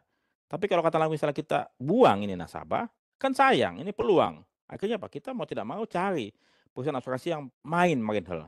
Akhirnya apa? Kita kontak ke toko sebelah, tok tok tok tok. Kamu punya marine hull nggak? Oh punya. Ya sudah, akhirnya kita tanda petik jadi double agent ke sana kan, punya jadi daftar di sana. Tapi kemudian praktek ini salah apa enggak? Selama ini memang salah berdasarkan undang-undang, tapi nyatanya banyak dilakukan oleh para agen di sana. Ya karena memang betul bahwasanya satu misalnya mohon maaf, ya tidak main semua bisa asuransi kan. Ada beberapa bisa asuransi yang tidak dikerjakan kan, misalnya heavy equipment mungkin, atau mungkin marine hull mungkin, atau bonding kan juga nggak ada ya. Dan kemudian apa? Apakah nasabah kita yang katakanlah sum insured yang katakanlah let's say 500 miliar, apakah bisa atau mau diabsorb oleh CAP 100%? Kan belum tentu juga. Mungkin CAP ambil, sudahlah gua ambil 50%. Kalau misalnya boleh saja minta CAP, lu tolong bantuin gua dong, lu cariin gua kok asuransi. Ya, jadi CAP yang membantu. Tapi kan tidak semua perusahaan asuransi mau membantu mencarikan kok asuransi kan? Begitu. Akhirnya Pak, agen sendiri yang ketok-ketok toko sebelah. Nih, gua dapat dari CAP 50 miliar, lu mau nggak berapa? Jadi akhirnya kita sebagai agen menghubungi beberapa perusahaan asuransi hingga terdaftarlah beberapa perusahaan asuransi yang bisa mengcover kita punya nasabah sami tersebut kan. Jadi ini praktek yang memang ternyata ada, dan ini rekaman ini akan didengarkan oleh OJK, dan ini merupakan suatu tantangan asuransi ya, itu pun juga sedang mencermati dan meminta supaya kalau misalnya boleh dibuat suatu kelonggaran ya, walaupun ada di aturan, tapi praktek ini memang salah, tapi dilakukan. Dan saya percaya CAP pun juga punya daftar agen yang terdaftar di perusahaan lain. Begitupun sebaliknya juga perusahaan asuransi lain punya agen yang terdaftar di CAP. Jadi itu praktek yang terjadi ya. Tapi kemudian apakah ditindaklanjuti? Dicari yang salah? Enggak, OJK kan tutup mata kok saat selama ini. Dan perusahaan asuransi AUI pun dia tahu kok dan tutup mata kok. Ya sudah, anggap saja ini kesalahan yang kita tahu bersama, dan sementara ya sudah diamkan saja, kan begitu poinnya. Kemudian perusahaan asuransi, terutama asuransi jiwa yang dalam praktiknya saya menerapkan prinsip rekrut dan bangkrut. Rekrut dan bangkrut. Kemudian jika agen tidak capai target, dengan begitu mudahnya di-terminate hanya karena alasan tidak capai. Betul. Ya, kemudian produksi bukan alasan negatif, misalnya penggelapan. Oke. Jadi memang inilah di asuransi jiwa saat ini betul tidak ada karyawan perusahaan asuransi jiwa yang menjadi pemasar ya. Jadi semuanya pakai sistem agen ya, agensi. Jadi mereka ada agensi, ada yang agen. Jadi agensi ini perusahaan-perusahaan joint venture terutama ya, yang punya banyak cabang, itu cabangnya bukan cabang organik tapi anorganik ya. Mereka kerjasama franchise itu ya, kantor agensi ini yang merekrut ya. Nah kemudian tidak capai target, itulah suatu karakteristik di asuransi jiwa. Tidak capai target, di delisting, dibuang agen tersebut ya. Dan beda dengan asuransi umum. Makanya beruntunglah kalian yang bekerja di asuransi umum ya, yang tidak membuang ya. Jadi karena karakteristik polis asuransi umum itu kan tiap tahun diperpanjang. Jadi akan terus di-retain kan, dipelihara, di-maintain ya. Jiwa itu kan sekali beli polis, kayak misalnya saya beli polis, ya bayar 5 tahun selesai. Saya punya masa periode sampai usia tua kan. Jadi akhirnya apa? Suruh cari lagi nasabah-nasabah baru ya. Terus cari nasabah baru. Dan kemudian kalau misalnya itu kita pindah ke perusahaan lain, nasabahnya udah batalin lagi di sana, kita bikin polis di sini lagi. Itu kan salah juga, kan nggak boleh tuh praktek demikian ya. Jadi itu karakteristiknya. Makanya Anda jadi agen asuransi umum saja, dan kemudian untuk asuransi jiwa Anda sebagai part timer aja lah sekali-sekali ya, boleh. Dan itu memang caranya. Saya banyak mengkritisi tata cara pemasaran di asuransi jiwa yang clear menurut saya. Oke. Kemudian Ibu Nutita ya, bagaimana cara membentuk jaringan networking yang benar dan profesional? Oke. Tentu Anda dimanapun Anda berada ya, Anda mesti coba lihat Anda di asosiasi di agen. Jadi Anda coba ke asosiasi agen. Anda hobinya apa? Misalnya hobinya sepeda, ya Anda masuk komunitas sepeda, ya bangun networking sepeda. Ya tapi Anda pikirkan, kalau saya masuk ke asosiasi tersebut ataupun komunitas tersebut, apa manfaatnya buat saya? Apakah cuma hanya buat fun-fun, buat senang-senang saja, buat kesehatan, atau ada bisnisnya di situ? Ya, Anda coba pikirkan. Anda bisa masuk ke berbagai macam asosiasi yang Anda tentunya sesuai dengan Anda punya kepeminatan, Anda punya profesi. Jangan masuk asosiasi yang lain-lain ya, yang tidak ada hubungannya. Jangan. Sebaiknya Anda minimalisir. Kenapa? Karena Anda punya waktu kan terbatas sekali. Sementara Anda punya keluarga, Anda mesti juga punya alokasi waktu itu untuk itu kan. Jadi sela-sela itu Anda bisa gunakan untuk membangun bisnis Anda ya. Jadi gunakan bangun asosiasi tersebut sesuai dengan Anda punya kepeminatan ataupun keahlian. Anda misalnya suka dengan misalnya asosiasi apa? Misalnya saya saat ini saya suka nulis, saya tergabung dalam komunitas penulis asuransi Indonesia. Jadi saya suka apa lagi? Saya nggak suka lagi apa yang lainnya. Saya sebagai profesi saya sebagai pialang ya. Saya punya sertifikasi pialang. Saya saat ini di asosiasi ahli pialang asuransi Indonesia ya, APARI, sebagai ketua Dewan Penegak Kode Etik. Jadi kalau ada yang salah-salah, ada yang nakal-nakal, saya yang sidang mereka gitu loh. Jadi coba bangun networking tersebut sesuai dengan Anda punya kepeminatan ataupun Anda punya profesi. Oke, menurut Bapak dari Pak Riza, bagaimana dengan inisiatif pemerintah untuk mandatory TPL di asuransi kendaraan? Apakah bisa dijalankan oleh perusahaan asuransi secara individu atau konsorsium? Oke, kembali lagi. Saya tidak suka kalau individu ya, sebaiknya konsorsium. Kenapa? Kalau individu dia punya dia punya loss record itu tidak bisa terbaca, tidak bisa terlihat ya. Karena ini masalahnya premi itu kan mestinya naik setiap waktu kalau misalnya ada loss record jelek kan, sehingga mestinya konsorsium. Kalau tidak konsorsium maka akan ada keberpihakan. Ya, akan ada keberpihakan pihak regulator ataupun siapapun menunjuk 1, 2, 3, 4 gitu loh. Kalau dia individu ya. Kalau konsorsium semuanya harus masuk. Ya, harus masuk ya. Jadi semua perusahaan asuransi harus terlibat dalam konsorsium ini. Ya, supaya Pak, semua ini karena nasional kan? Karena wajib ya. Kemudian apakah wajib atau tidak ya? Jadi saya pikir sih bagus juga inisiatif ini, tapi kemudian jangan sampai tumbang tindih dengan adanya SWLLJ, sumbangan wajib kecelakaan lalu lintas ya, yang di STNK itu kan ada juga kan? Di STNK ada sumbangan wajib itu yang ditarikin pada waktu Anda perpanjang STNK. Itu kemana duitnya? Siapa yang kelola? Bagaimana mengelolanya? Ya, berapa tarifnya? Bagaimana menghitung preminya? Ya, kita nggak tahu, itu kan gelap ya. Kita cuma bayar aja di kayak kerbau dicucukin ini dong, kayak preman nodong kita mesti bayar, udah selesai kan gitu. Tapi untuk TPL di asuransi kendaraan ini saya sudah bikin banyak konten terkait dengan asuransi TPL ini yang wajib itu di channel saya Guru Asuransi. Dan saya tidak setuju itu dilakukan secara individu. Dan kemudian apa? Attach kemana? Ke SIM atau ke mobil? Ya, mestinya ke SIM atau ke mobil? Mestinya ke SIM dong, bukan ke mobil. Ya, kalau mobil misalnya, oke, TPL. Kalau yang pakai satu, berapa preminya? Kalau yang pakai 2 orang, berapa preminya? Ya, kalau yang pakai satu keluarga, berapa preminya? Tentunya semakin banyak yang menggunakan mobil tersebut, ya, semakin tinggi preminya. Nah, tapi masalahnya saat ini kan kita tidak mengandalkan kayak gitu kan, ya. Jadi kita punya asuransi kendaraan motor pun juga salah cara menetapkan tarifnya. Salah itu. Kenapa? Karena tarif kita hanya berdasarkan apa? Okupasi, ya. Tidak melihat siapa penggunanya, jarak tempuhnya bagaimana. Itu salah, saya bilang. Ada beberapa konten saya yang saya sudah buat. Begitu Pak Riza, terima kasih. Silakan yang lain, monggo buka aja langsung.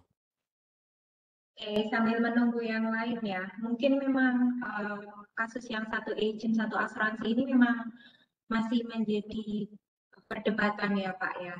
Mungkin kalau Pak Andrew ini mengalami sebagai agent ini tetap tenang walau hasrat ingin menendang ya Pak. Padahal kan sebenarnya kan nggak mungkin untuk kita lakukan satu agent, satu asuransi, tapi masih belum ada hal-hal yang dilakukan oleh regulator dalam hal ini.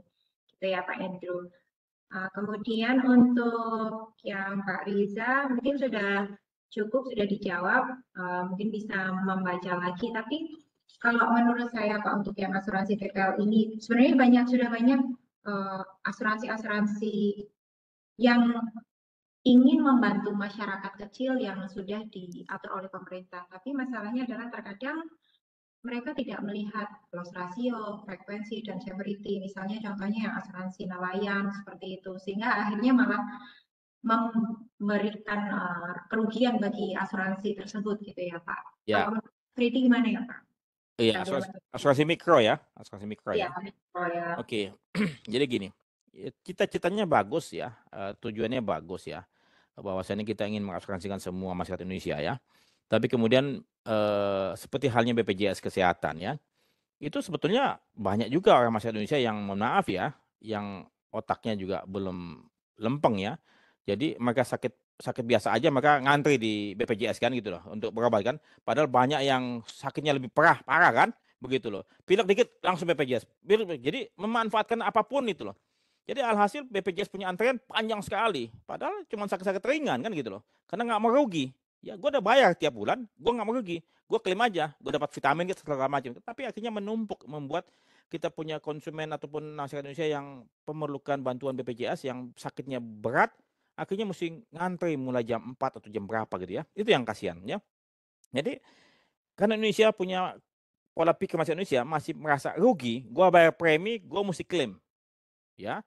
Kemudian akhirnya banyak yang loss ya. Dan kemudian memang itu asuransi mikro ada misi sosialnya juga ya, ada misi sosialnya juga dari industri ini. Tapi kemudian jangan sampai karena ini kan perusahaan asuransi ini kan dibangun oleh swasta ya.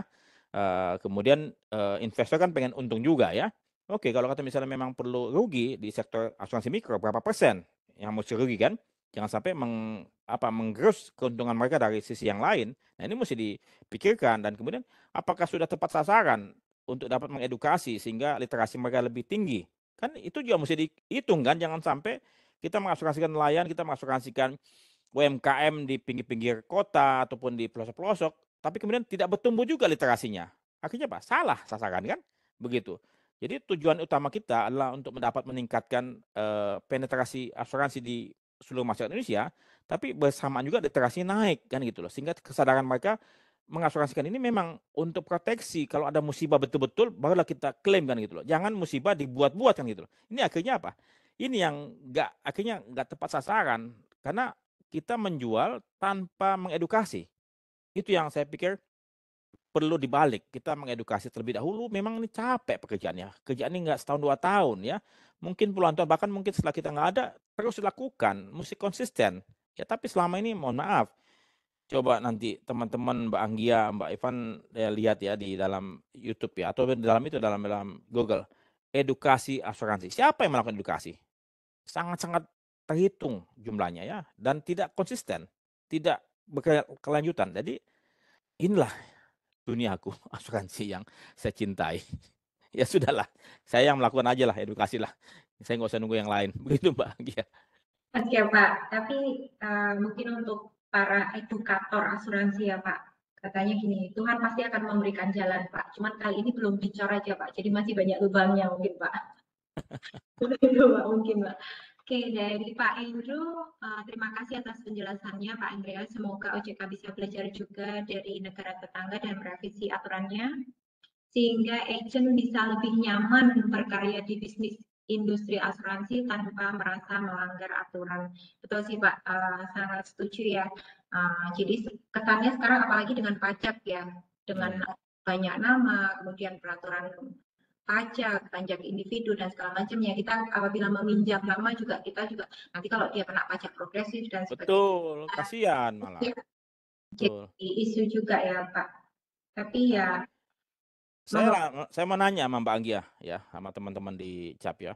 Saat ini keagenan di CAP itu apakah harus individu atau boleh juga PT? Seperti yang kita bicarakan di UGF tuh. Oke. Kalau di sini kita PT untuk terdaftarnya individu, Pak. Memang dia karena pada saat kita input, mungkin mohon dibenerin ya, Bu Evelyn. Pada saat input itu memang harus nama perseorangan seperti itu, Pak. Nama di waktu ujian. Jadi ujiannya memang itu, tapi memang kami punya ada beberapa agent-agent yang korporat, tapi dia mendaftarkan ke kami ya namanya individu, seperti itu sih Pak. Jadi kita terkendala pada saat kita input ujian, nama ujian itu sih Pak. Oke, kalau ujiannya kan berarti otomatis kan nama agen ini pribadinya kan, tapi kemudian pembukuannya kan bisa atas nama PT kan, betul ya? Karena dalam dalam POJK 23 tahun 23 kan ada tuh agen asuransi adalah agen pribadi ya perseorangan dan atau seorang yang bekerja pada perusahaan kan, gitu loh. Sehingga sesungguhnya POJK tersebut ya memperbolehkan ya itu baik agen perorangan maupun agen berbadan hukum ya, tinggal sistem kita aja yang kita mesti sesuaikan begitu loh. Ini tapi di AOI sendiri pada saat kita mendaftarkan itu harus individu Pak, masalahnya di situ. Mungkin pada ini AOI-nya masih belum direvisi mungkin ya Pak. Oh, berarti oke. Saya akan coba tanya ke Pak Budi Herawan sebagai Ya, AOI ya. Karena setahu saya kemarin kan memang kami sudah ada Pak beberapa agent-agent yang memang corporate ya, corporate agency. Jadi dia punya PT dan segala macamnya. Tapi pada saat kita mau daftarin, memang itu harus nama individu seperti itu. Pada saat uji. Ini ada satu pertanyaan lagi Pak. Oke, Pak Ibu Maksini ya. Apa yang menjadi penyebab kenapa medical malpraktek tidak bisa ditambah di telemedicine? Waduh, ini berarti mesti tanya kepada yang jualan telemedicine kan? Telemedicine karena ini kan medical malpraktek katanya kesalahan prosedur, kesalahan cara melakukan pekerjaan dokter nih ya, kesalahannya. Dan berarti kesalahan dalam melakukan SOP kan? SOP kan ada kan ya. Nah, telemedicine adalah orang yang melakukan itu kan, telepon kan? Telepon untuk melakukan pengobatan kan ataupun melakukan itu kan. saya sendiri belum pernah memakai telemedicine ya, melakukan pengobatan lewat telepon kan gitu loh. Kalau saya nggak dipegang, saya nggak merasa diobatin kan, itu mesti dipegang kan gitu loh sama dokternya kan itu ya.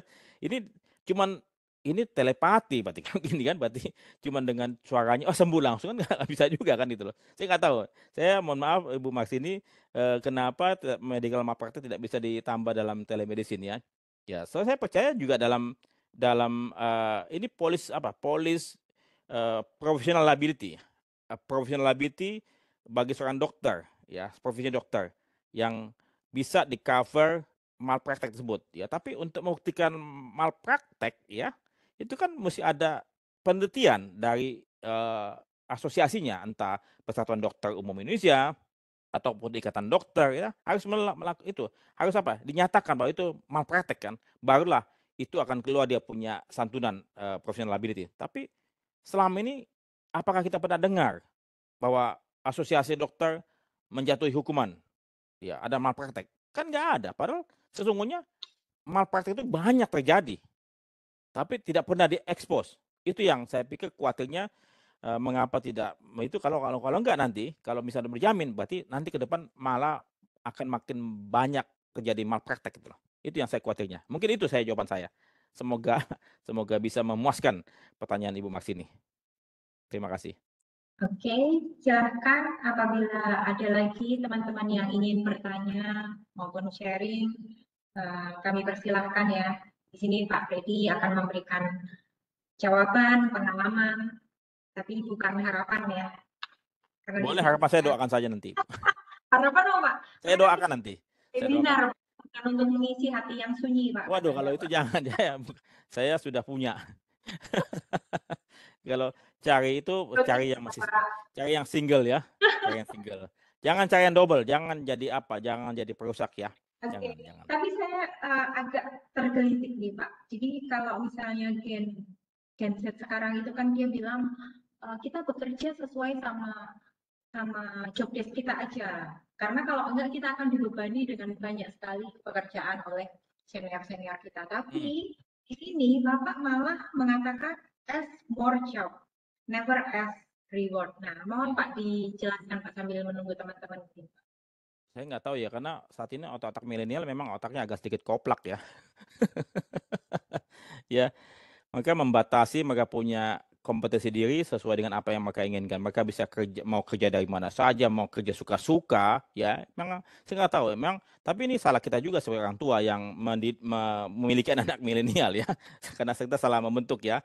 Saya nggak tahu apakah alam semesta memang menciptakan anak-anak milenial kayak begitu atau gimana. Saya nggak tahu, karena saya nggak pernah ngajarin anak saya begitu ya. Anak saya usianya 31 tahun dan 30 tahun, yang paling kecil 20 tahun ya. Saya berharap kita semua kembali, kita punya otak ini kan besar sekali kompetensinya.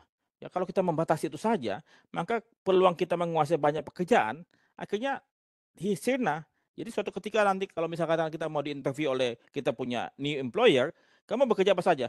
Cuman bekerja ini saja, nggak kerja yang lain. Akhirnya apa? Kita nggak akan dipakai spek itu. Ya makanya oleh sebab itu coba kita kita punya main job ini, job desk. Tapi suatu ketika kalau kalian bisa kita punya pekerjaan sudah selesai dan waktu kita masih banyak, ya mintalah pekerjaan lain. Ya kalau bisa, bos, pekerjaan kamu apa? Tolong kasih tahu ajarin saya kerjain. Sehingga nanti kalau bos pensiun, kerjaan lu buat gue ya. Kan begitu, mintaan gitu. Atau bahkan mungkin begini, kalau suatu ketika bos kita pindah ke perusahaan lain dan dia naik pangkat ke posisi CEO, siapa yang akan ingat? Kita lah yang akan ingat, yang meminta pekerjaan dari dia, kan gitu loh. Ya, jadi saya pernah masih ingat saya waktu saya sebagai officer di sebuah broker, ya kemudian saya punya manajer menjadi pimpinan di sebuah perusahaan broker, ya yang dicari siapa? Saya, ya saya dicari. Mau nggak kamu kerja buat saya? Dia bilang, mohon maaf bos, terima kasih. Saya terima kasih, saya tidak mau bekerja sama bos gitu loh. Ya kenapa? Karena saya tahu sifatnya dia, saya tidak mau kerja buat dia gitu. Saya kerja buat orang yang saya suka gitu, begitu. Begitu Mbak Gia, silakan Ibu Bapak sekalian. Terima kasih. Apabila sudah tidak ada pertanyaan lagi, tapi nanti kalau ada pertanyaan nanti silakan kontak Pak Freddy. Oh ini ada lagi Pak, maaf Pak. Dari Pak Rudi, jika ada seorang agent ada kasus misal patut diduga ada misleading atau misrepresentation, Bagaimana atau sejauh mana tanggung jawab asuransi dihubungkan dengan agen tersebut? Silakan, Pak. Ini saya siang nanti akan bertemu dengan seorang agensi ya. Jadi begini loh, agen itu attach ke perusahaan asuransi. Apapun kesalahannya agen, ya, itu yang bertanggung jawab adalah perusahaan asuransi. Ya, mengapa? Makanya oleh sebab itu, perusahaan asuransi harus betul-betul memastikan agen-agen yang dibinanya, yang direkrut ini adalah agen-agen yang excellent, agen-agen yang berqualified, ya.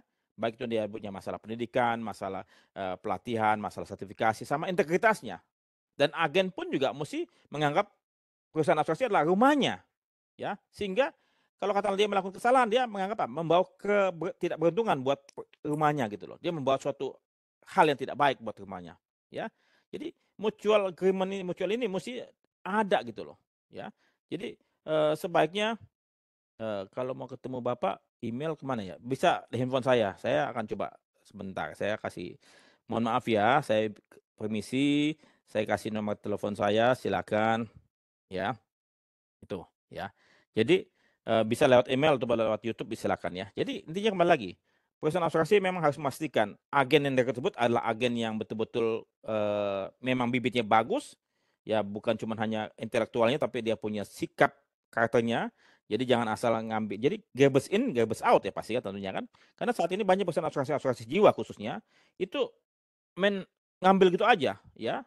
Dan alhasil apa? Mis-selling, misleading, misrepresentation. Habis itu apa? Kalau salah begitu, agennya disalahkan.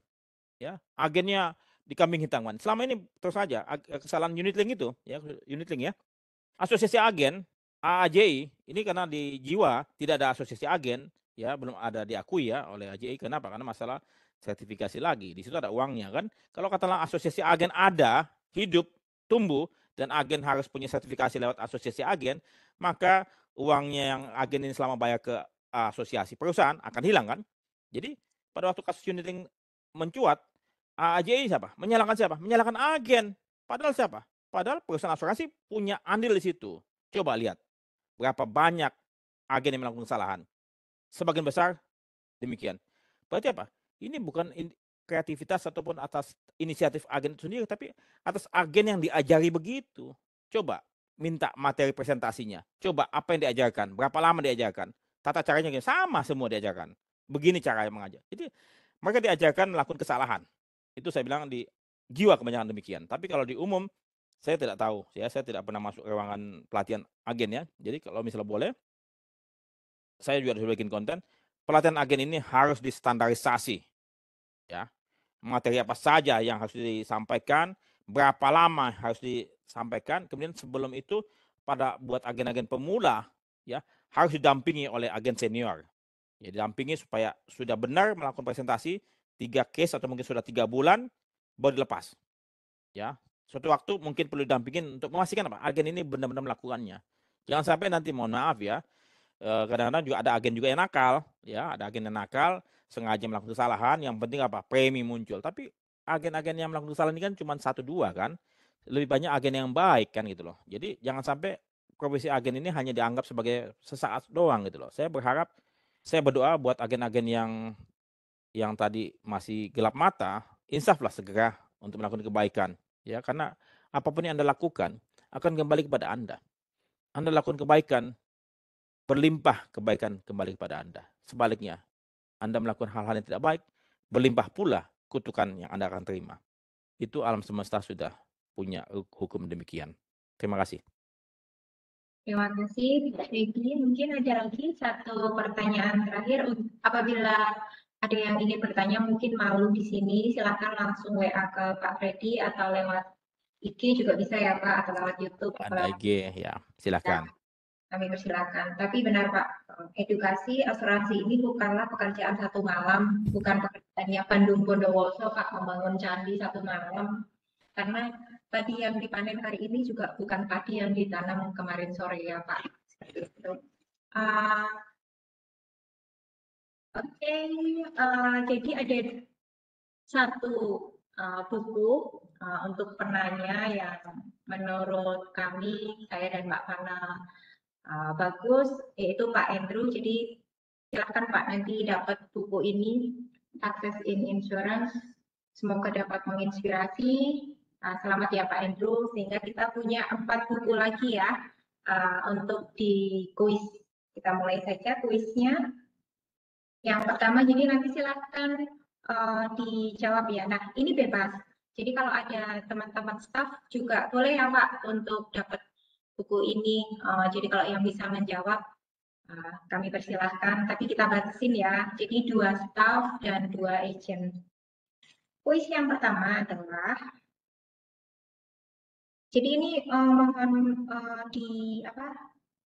angkat ini ya, pakai seperti ini, raise hand. Kemudian nanti bisa di chat juga boleh. Menurut Bapak Ibu sekalian, apakah sukses itu? Itu pertanyaan pertama. Apakah sukses itu? Silakan yang mau menjawab. Sukses adalah proses. Silakan, siapa lagi? Nanti yang jawab yang paling tepat silakan ya Pak. Silakan diketik. Apakah sukses itu? Tadi sudah disampaikan oleh Pak Freddy. Sukses. Silakan yang mau menjawab. Sukses adalah pilihan. Oke, ada lagi silakan. Nanti yang sukses adalah kita bisa bermanfaat bagi orang lain. Yang mana ini Pak? Silakan, ada 3. Pak Freddy. Ya Pak Diki lah ya. Oke, Pak Freddy, betul sekali. Menurut Pak Freddy, sukses bukan berfokus pada diri sendiri, tetapi sukses bermakna bagi sesama. Oke, selamat Pak Diki Peri mendapatkan 1 buku ini. Semoga dulu waktu teman-teman malam-malam ya Pak ya, kita training bareng, kami di training oleh Pak Guru ini, Pak Freddy, bagaimana cara menulis yang baik dan benar. Waktu itu adalah yang di benak kami, para orang yang belajar menulis ini, kami sama sekali tidak mengejar kebenaran, apalagi mengejar reward ataupun apa, tapi kami benar-benar punya misi mengedukasi masyarakat mengenai asuransi, meningkatkan inklusi dan literasi. Semoga nanti teman-teman yang dapat buku ini bisa melanjutkan misi tersebut. Oke, pertanyaan masih ada 3. Oke, berarti ini dibatasin ya, berarti untuk yang staff, IDP, dan agent saja yang menjawab pertanyaan. Ada 2 challenge sebenarnya yang disampaikan oleh Pak Freddy tadi. Ada 2 challenge. Apa dan apa? Ada yang bisa jawab? Challenge dalam kehidupan, challenge dalam berkarir. Ada 2 challenge. Ada yang bisa menjawab? Nggak bisa? Kalau nggak bisa saya ganti nih. Kayaknya nggak bisa. Love and attitude. Bukan itu Pak Yaya. Nanti coba lagi. Ada 2 challenge, ada 2 tantangan.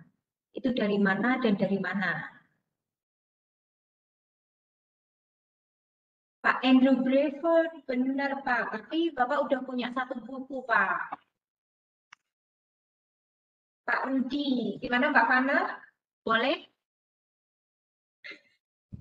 Boleh, Pak Rudi, nama lengkapnya tolong nanti diinfokan dan alamat ininya ya, pengirimannya ya Pak ya, soalnya banyak nama Rudi nih di sini.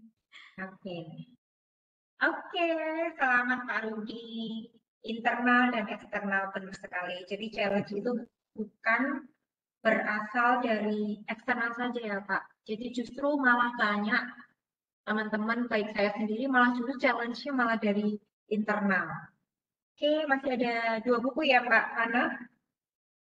Nah, ini tadi Pak Yaya. Ada banyak jalan menuju sukses nih menurut Pak Freddy. Silahkan yang 2 paling cepat, silahkan tulis. Nah, oke, apa aja?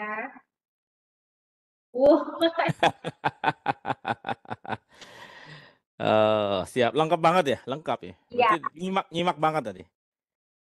Silakan, Pak. Iya, udah pasti jelas tuh Mbak Dina. Oh, Andina ya. Jadi oke, Andina boleh. Silakan.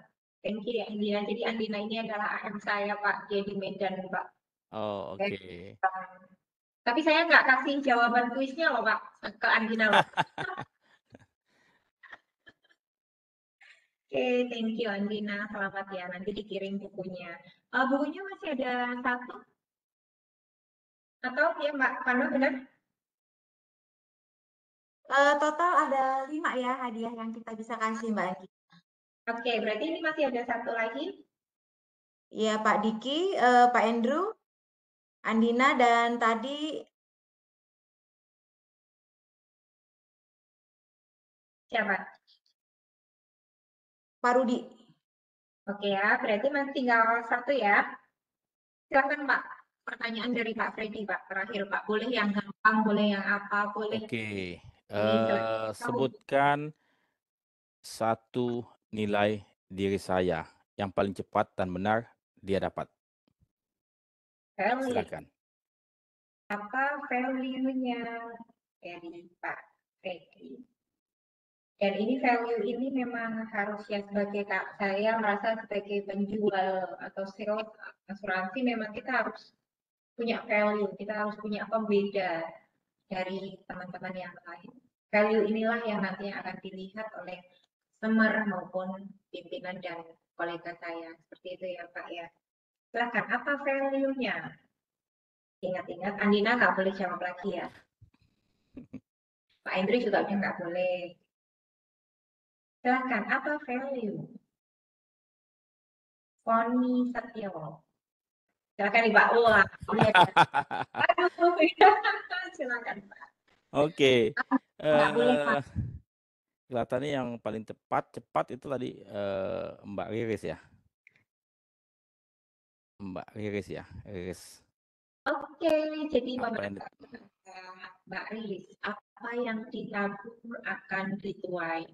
Hukum karma. Hukum karma ini sebenarnya ada di hampir semua kepercayaan dan agama ya Pak ya. ini hukum universal ya. Mestinya kalau katakanlah kita paham itu sebagai ilmu alam, ya mestinya sih diadop ya, begitu. Tapi saya nggak tahu persis karena saya nggak mempelajari semua agama ya. Tapi di hukum apa ya, cinta kasih ya ada ya. Tapi kemudian begini, saya coba ingin sampaikan satu buah lagi ya. Bila mana ada seseorang yang melakukan kesalahan kepada kita, ya janganlah menyimpan kesalahan tersebut pada kita, ya jangan. Tetapi lepaskanlah ke alam semesta, karena bagaimanapun juga sanksi ataupun hukuman bukan kita punya hak ya, tapi melainkan Tuhan dan alam semesta. Jadi intinya jangan sekali-sekali kita membalas dendam ataupun apapun ya untuk melakukan kesalahan yang sama yang dilakukan oleh mereka kepada kita. Biarkan alam semesta yang bekerja. Kita ikhlaskan saja dan kemudian kita doakan supaya mereka yang melakukan kesalahan diampuni dan kemudian kita pun juga lanjutkan hidup kita. Begitu. Terima kasih. Ya Pak.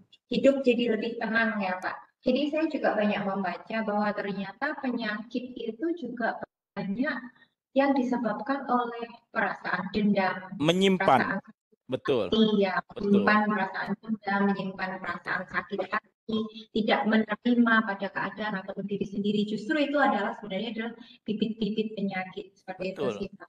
Karena pikiran kita kan yang semacam CPU kita kan, itu yang mengerjakan semua. Badan itu kan cuma hanya hardware, ya. Softwarenya di kepala kan. Jadi makanya software kita mesti kuat. Kalau katakanlah kita punya software ini sudah banyak virus, salah satu tadi, ya udah sakitlah seluruh badan gitu. Betul Pak, setuju Pak.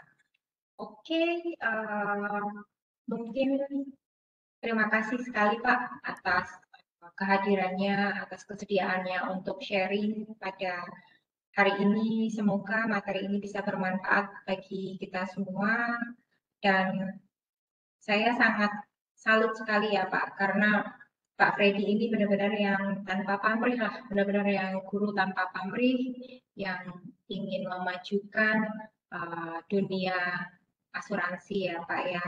Nah ini ada YouTube-nya nih, @guruasuransi silahkan bagi teman-teman yang masih ingin belajar. Jadi asuransi ini banyak sekali, masih banyak sekali yang bahkan belum kita ketahui. Silahkan untuk belajar di @guru asuransi.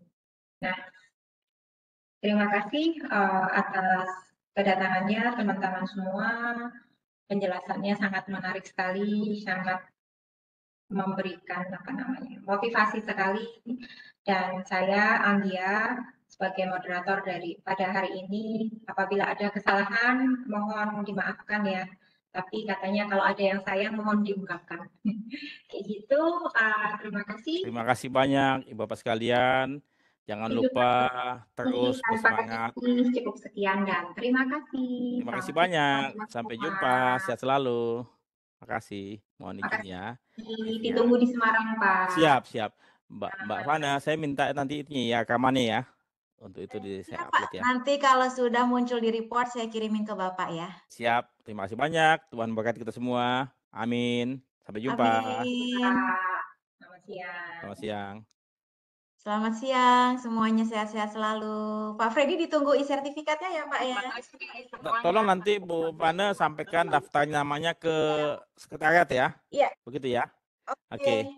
Makasih banyak. Sampai jumpa. Langsung. Makasih. Ya. Oke Pak. Makasih. Terima kasih.